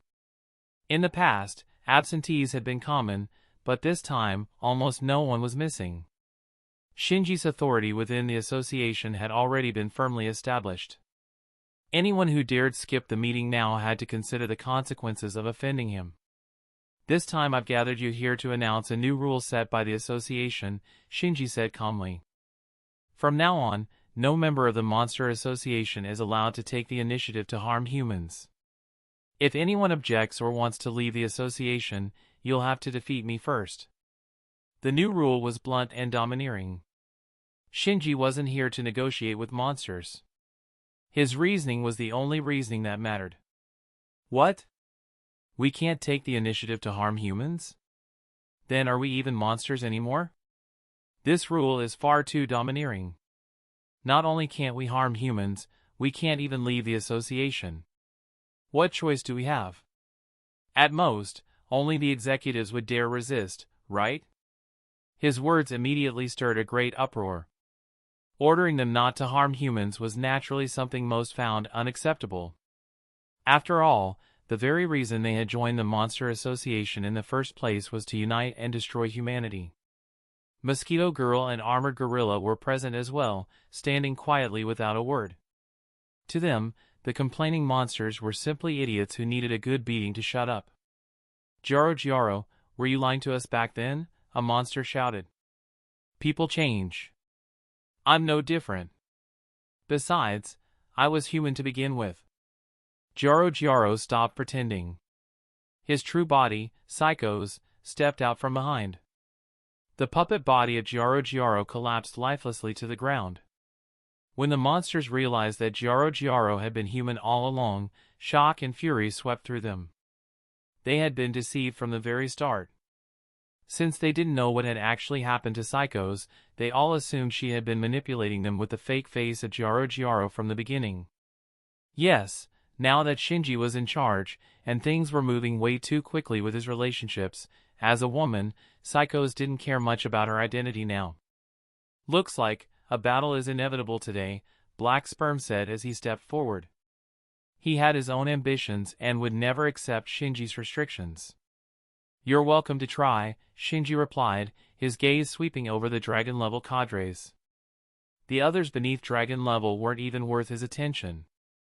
"I won't bully you. Let's make it fair. I'll let you all fight Boros. If you can defeat just one of him, I'll accept it." Shinji gestured to Boros, who was standing beside him, to step back. "Humph!" Boros didn't care. Fighting these monsters didn't interest him in the slightest, as their energy was far too weak. Even the few who stood out were nothing more than rabble in his eyes. The next moment, Shinji dragged the entire monster association into his origin sphere space. Boros, of course, didn't go, and Mosquito Girl and Armored Gorilla weren't opposed, so they stayed behind. The other monsters had no chance to resist. By the time they realized what was happening, they were already inside a completely unfamiliar space. The faster ones, like Black Sperm and the other executives, were shocked. They had no idea what kind of ability Shinji had just used. "Welcome to my origin sphere space. This will serve as our battlefield," Shinji said calmly. "Those who want to fight me, step forward. Those who accept the new rule, step back. I won't make things difficult for you." The monsters exchanged uneasy glances. Under Shinji's pressure, even those who hated the new rule dared not make a sound and quietly retreated. Being restrained was better than being killed outright. In the end, only a handful of dragon-level executives, a few demon-level monsters, and some stubborn tiger-level ones stayed in place. Not every dragon-level wanted to risk their life against Shinji. Even Black Sperm, who had previously been brave enough to bark at Boros, this time retreated straight to the back. That was his greatest strength, patience and knowing when to yield. If necessary, he could play the dog or the fool without hesitation. Chapter 185, Birth of the Flower Tree World. Just now, Shinji's space transfer had forcibly dragged them into another dimension before they could even react. That alone had already intimidated Black Sperm. Now, all of his clones were inside this space. Not a single cell had been left behind in the original world. Unless Shinji was defeated, there was no way to escape. For Black Sperm, the risk was far too high. If he couldn't win, he'd be finished completely. So he had no intention of gambling his life. For the time being, he could let those stubborn cadres test Shinji's strength for him. "Black Sperm? Why did you retreat? Shouldn't you be resisting that human with us?" Guketsu demanded, baffled at his withdrawal to the back. "My stomach hurts today. Not really fit for battle." "You guys, do your best," Black Sperm said, lips curling into a smirk, giving an excuse even he didn't fully believe. "Forget him. One more or less won't make a difference. If we attack together, how can we not bring down one human?" Homeless Emperor dismissed him with disdain, brimming with confidence in his own power. "True. A coward like that is useless anyway," Guketsu added, seeming relieved. In truth, Black Sperm's strength represented the very face of the Monster Association. He simply never revealed his full power, leaving the others thinking his only ability was having a few extra cells. "Enough chatter. Attack already," Elder Centipede said, hardly able to wait. The only reason he had cooperated with the Monster Association was to take revenge on Blast. Now Shinji wanted to forbid harming humans? There was no way he'd accept that. "Ha, a bunch of fools. Even if you manage to beat that human, the best you'll get is mutual destruction. At that point, I'll swoop in and reap the spoils," Black Sperm sneered inwardly. At that moment, Elder Centipede struck first. Centipede Grand March. Right off the bat, he unleashed his ultimate move, showing that even he dared not take Shinji lightly. But Elder Centipede had gravely misjudged Shinji's true strength. Wood style, advent of a world of flowering trees. The instant Shinji formed the hand seals, countless vines erupted from the ground, spreading into a vast forest-like domain. Enormous flowers bloomed atop them. The colossal vines constricted the monsters, while the flowers released pollen that induced unconsciousness. Demon-level and tiger-level monsters collapsed almost immediately under the toxin, fainting one after another. Except for the dragon-level cadres, every other monster was taken out in an instant.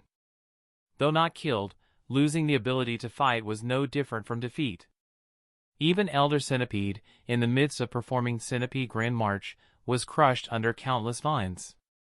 His body was bound tighter and tighter until he could no longer move. At this moment, Shinji formed another set of seals, 3 different from the Susanoo sequence.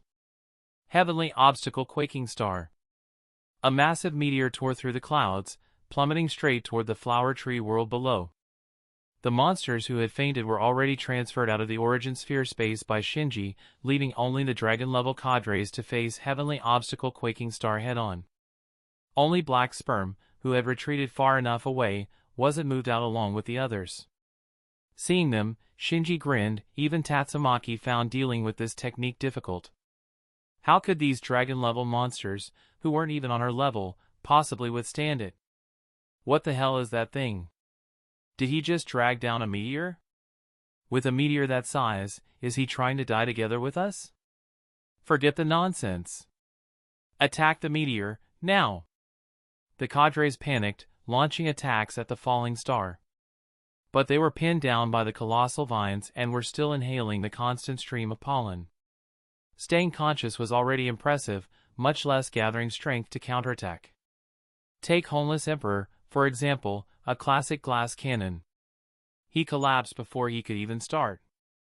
After inhaling enough pollen, he lay peacefully on the ground, fast asleep. His power came entirely from the god that had granted him those energy orbs. His body itself wasn't much different from a regular human. Other than him, the only ones with proper anti-air abilities were Homeless Emperor and Overgrown Rover. Rover! Homeless Emperor! Hurry up and hit that meteor! Kuketsu shouted desperately at them.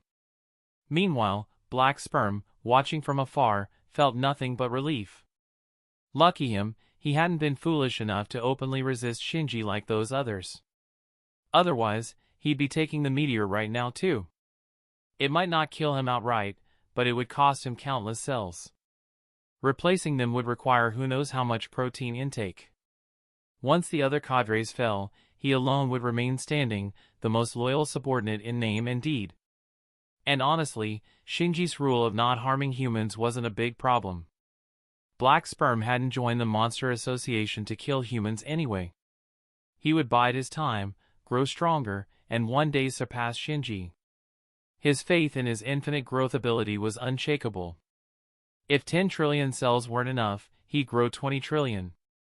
If 20 trillion weren't enough, then 50 trillion. If 50 still weren't enough, then 100 trillion. He had all the time in the world to outlast Shinji.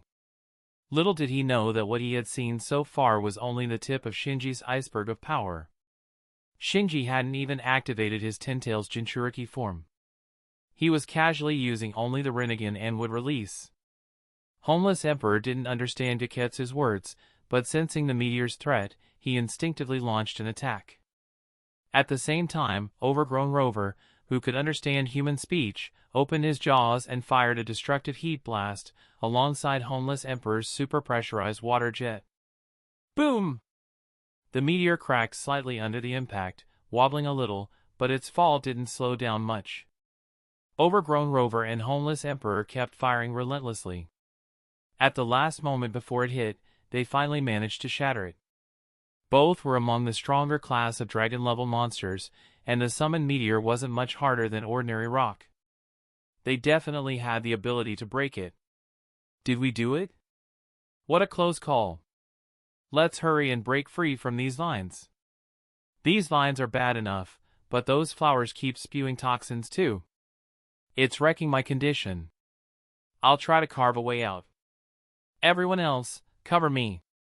What they didn't expect was that a second, even larger meteor was already on its way.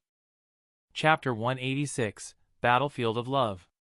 With the fall of the second meteor, silence swept across the world. Most of the dragon-level cadres were already hanging on by a thread.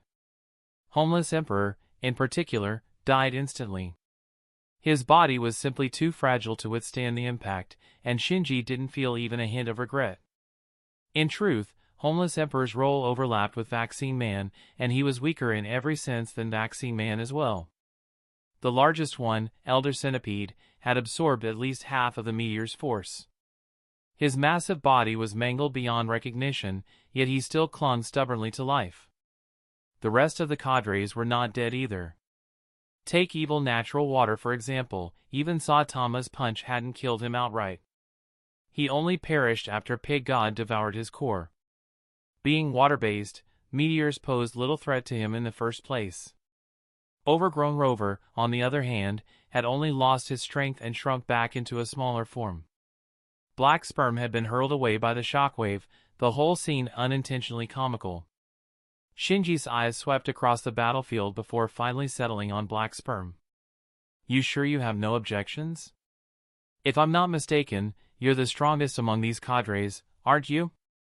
His voice was calm, deliberate, as he questioned Black Sperm. The response came instantly.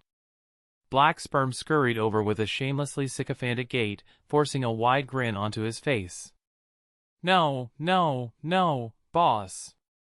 Look at me, I'm just a harmless little monkey. Do I really look like the strongest one here?" If groveling like a circus act could spare his life, he would gladly juggle sticks and dance for Shinji's amusement. Shinji let the matter drop. At the very least, Black Sperm was being obedient, for now. From that moment on, no one else in the Monster Association dared to raise objections. Every monster had no choice but to bow their heads and submit to the rules Shinji had imposed.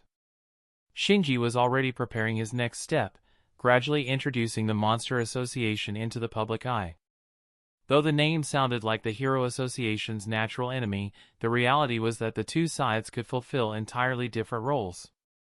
The Hero Association could continue focusing on eliminating monsters already wreaking havoc and hunting down wanted criminals. Meanwhile, the Monster Association could manage powerful monsters who hadn't committed crimes yet, and give weaker ones a chance at survival. Whether the Hero Association would agree to such an arrangement was another matter. Shinji could already anticipate their reaction. Even if most professional heroes didn't object to the Monster Association's presence, the executives at the top would almost certainly see it as a threat. Their financial interests were on the line. The sudden rise of a parallel organization meant fewer donations and investments flowing into the Hero Association. That, however, was a problem for later. Shinji wasn't worried. Even if the Hero Association eventually declared the Monster Association an enemy, Saitama was not the type to blindly follow orders. He had his own judgment, and Shinji trusted that. Today, due to a string of circumstances no one could have predicted, Tatsumaki, Fubuki, and Psychos were all gathered in Shinji's living room. Shinji himself sat uncomfortably wedged between Tatsumaki and Psychos. "So, what exactly is going on here?" Tatsumaki crossed her legs, eyes fixed on him, demanding an explanation.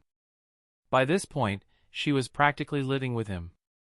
Unless she was away handling official business, she spent her time lounging at his place. Fubuki and Psychos, however, had arrived without warning, and in an instant, the whole situation had turned into this unbearable standoff. "I should be the one asking, what is going on here?" Psycho's voice turned cold as her gaze locked onto Tatsumaki. She had seen plenty of photos of her before, so recognition came immediately. And for many reasons, hostility rose in her chest the moment she saw Tatsumaki face to face. Back when she had been with the Society for Supernatural Research, Fubuki's older sister was already regarded as her greatest rival. Later, Tatsumaki became the deadliest enemy of the Monster Association. But most unbearable of all was seeing Tatsumaki in pajamas, comfortably lounging inside Shinji's home. On the side, Fubuki sat frozen, unsure of how to step in. Her expression turned uneasy. To her left was her sister, to her right her former classmate, someone she still felt a lingering sense of guilt toward. Having them both together here could only mean trouble, and the knot in her chest tightened with a sense of dread. Noticing the sharp hostility in Psycho's stare, Tatsumaki seemed to piece things together. Without hesitation, she declared bluntly, "I'm Shinji's girlfriend." One line was all it took to make her stance perfectly clear. Saiko's frowned. "Shinji and I are childhood friends. That connection goes much deeper than yours." "Childhood friends? So what? You never even started dating him?" Tatsumaki's tone was firm, unwavering. Saiko's, however, pressed harder. "Dating? That's just a label." She rose suddenly, turned toward Shinji, and pressed her lips against his. A faint blush colored her cheeks, though it wasn't from shyness but defiance. "What?" Tatsumaki's expression twisted in shock. She herself hadn't even gone that far with Shinji yet. As Saiko's pulled back, she turned her eyes toward Tatsumaki with the faintest trace of triumph. "Doesn't this count as far more real than some title of dating?" "You." Tatsumaki's face burned red with fluster. "That's nothing I can't do myself." Her psychic power surged, forcing Saiko's away from Shinji before she quickly sat herself on his lap. For the first time, Saiko's felt Tatsumaki's intense psychic energy up close, and she realized this wasn't even her full strength. Despite that, Tatsumaki herself was the more hesitant one. Saiko's had already crossed that line, already leaned in that close. For Tatsumaki, the thought of her first kiss carried a weight that made her hesitate. "Shinji, you'd better close your eyes." Her face flushed crimson as she whispered the words. Seeing no other way to defuse the tension, Shinji went along with her request. He closed his eyes as Tatsumaki asked. Only then did she manage to push back her shyness, if only a little. Even so, her kiss was barely a brush, the lightest touch, before she pulled away almost instantly. Alert! Host has completed kiss with Tatsumaki. Reward, 50 points. Despite pulling back, Tatsumaki didn't move from Shinji's lap. She stayed right where she was, her posture and expression making it clear she was staking her claim over him in front of Saiko's. Crossing her arms with a huff, she declared, "See? Whatever you can do, I can do too." Saiko's, however, only smiled faintly. Her tone carried calm amusement. "What a sneaky little cat." "Ha! Did you just call me a sneaky cat? Look who's talking!" Tatsumaki shot back instantly, unwilling to give an inch. "Or dear." Meanwhile, Fubuki sat stiff and silent on the sidelines. Her back was straight, her hands placed properly in her lap, but inside, she was in full-blown panic. What on earth was she supposed to do in this situation? Chapter 187, Extreme Showdown of Love. I think I'll head back now." Fubuki finally couldn't keep still. She rose from her seat and spoke softly, her voice carrying a note of unease. But just as she turned to leave, Tatsumaki's voice rang out behind her. "Wait." Her gaze locked onto her sister. "Fubuki, what did you come to Shinji's place for today?" "And nothing really. I just wanted to ask him about a few things," Fubuki replied, her tone nervous under her sister's sharp questioning. Tatsumaki tilted her head, skepticism written on her face. "Is that so? Because I thought you liked Shinji." She already had some idea of the things that had happened between them. "Like." The single word sent Fubuki spiraling into thought. She didn't truly understand what it meant to like someone, but lately, there had been this strange, nagging feeling inside her. At first, she had decided to stop bothering Shinji altogether. But as time passed, something began to feel wrong. Her chest would tighten unexpectedly, her mood would shift without reason. Recently, she even found herself dreaming about him again and again. She couldn't make sense of it. Was it simply because she hadn't seen him in so long? Or was it that the sudden change to her usual routine had left her restless? Unable to find the answer, she came here today. And as fate, or bad luck, would have it, she ran into not only Shinji, but her sister and Saiko's too. Yet after Tatsumaki's blunt words just now, a thought bloomed in her heart. Could it be that the strange feelings she had carried all this time were because she liked Shinji? Even as that realization struck her, Fubuki didn't shrink away or turn shy. She could face her emotions head-on. All she wanted was certainty. Was it truly that? Seeing her reaction, Tatsumaki narrowed her eyes, as though confirming something. Don't tell me I was right? Fubuki, do you like Shinji? Fubuki stayed silent. Since she wasn't entirely sure yet, she couldn't give an answer. Shinji, meanwhile, was left in complete confusion. The standoff between Tatsumaki and Psychos had already been bad enough. Now Fubuki too. So what now? My sister and I both like you. What do you think should be done? Tatsumaki's gaze shifted back to him, her lips curving into a teasing smile. She wasn't angry. Fubuki was her precious sister, and she wasn't about to rage just because they both liked the same man. The only one she truly considered an outsider here was Psychos. Shinji fell quiet for a long moment before answering with all the seriousness he could muster. You are all my wings. He meant every word. No matter who it was, he wanted to take responsibility. And so his choice was to embrace them all. His answer stunned Tatsumaki, leaving her momentarily speechless. You are one hell of a greedy guy, huh? You want to hold us all in your arms, she finally said, her tone a mix of surprise and disbelief. Back then, Shinji saved me. No matter what, I will never give up on him. Psycho's reply came firm and unshaken, her resolve shining through every word. I don't know if what I feel truly counts as liking. All I know is that when I'm with Shinji, I feel at ease. Fubuki's words came softly, accompanied by a gentle smile. However, before the tense atmosphere could ease, unexpected visitors arrived at Shinji's door. Boros and Loris stepped inside. What's going on here? Why are there so many women here? The moment Loris entered, her eyes landed on the three women sitting in Shinji's living room, and she immediately spoke with concern. And who are you? Did you come with that alien too? Tatsumaki snapped, firing back a question of her own. The sudden arrival of Loris gave her a distinctly bad feeling. I'm also an alien. I'm Boros' younger sister. My name is Loris, she introduced herself without hesitation. You're actually his sister. Tatsumaki muttered, taken aback. But Loris didn't spare her another glance. She walked straight over to Shinji and boldly grabbed his hand. Come on, let's go on a date. In truth, she only meant that she wanted to hang out with him. But after reading some manga recently, she had learned the word date and decided to use it, without caring whether or not it fit the situation. Date? Alarm bells went off in Tatsumaki's head. She quickly leaned forward, her voice sharp.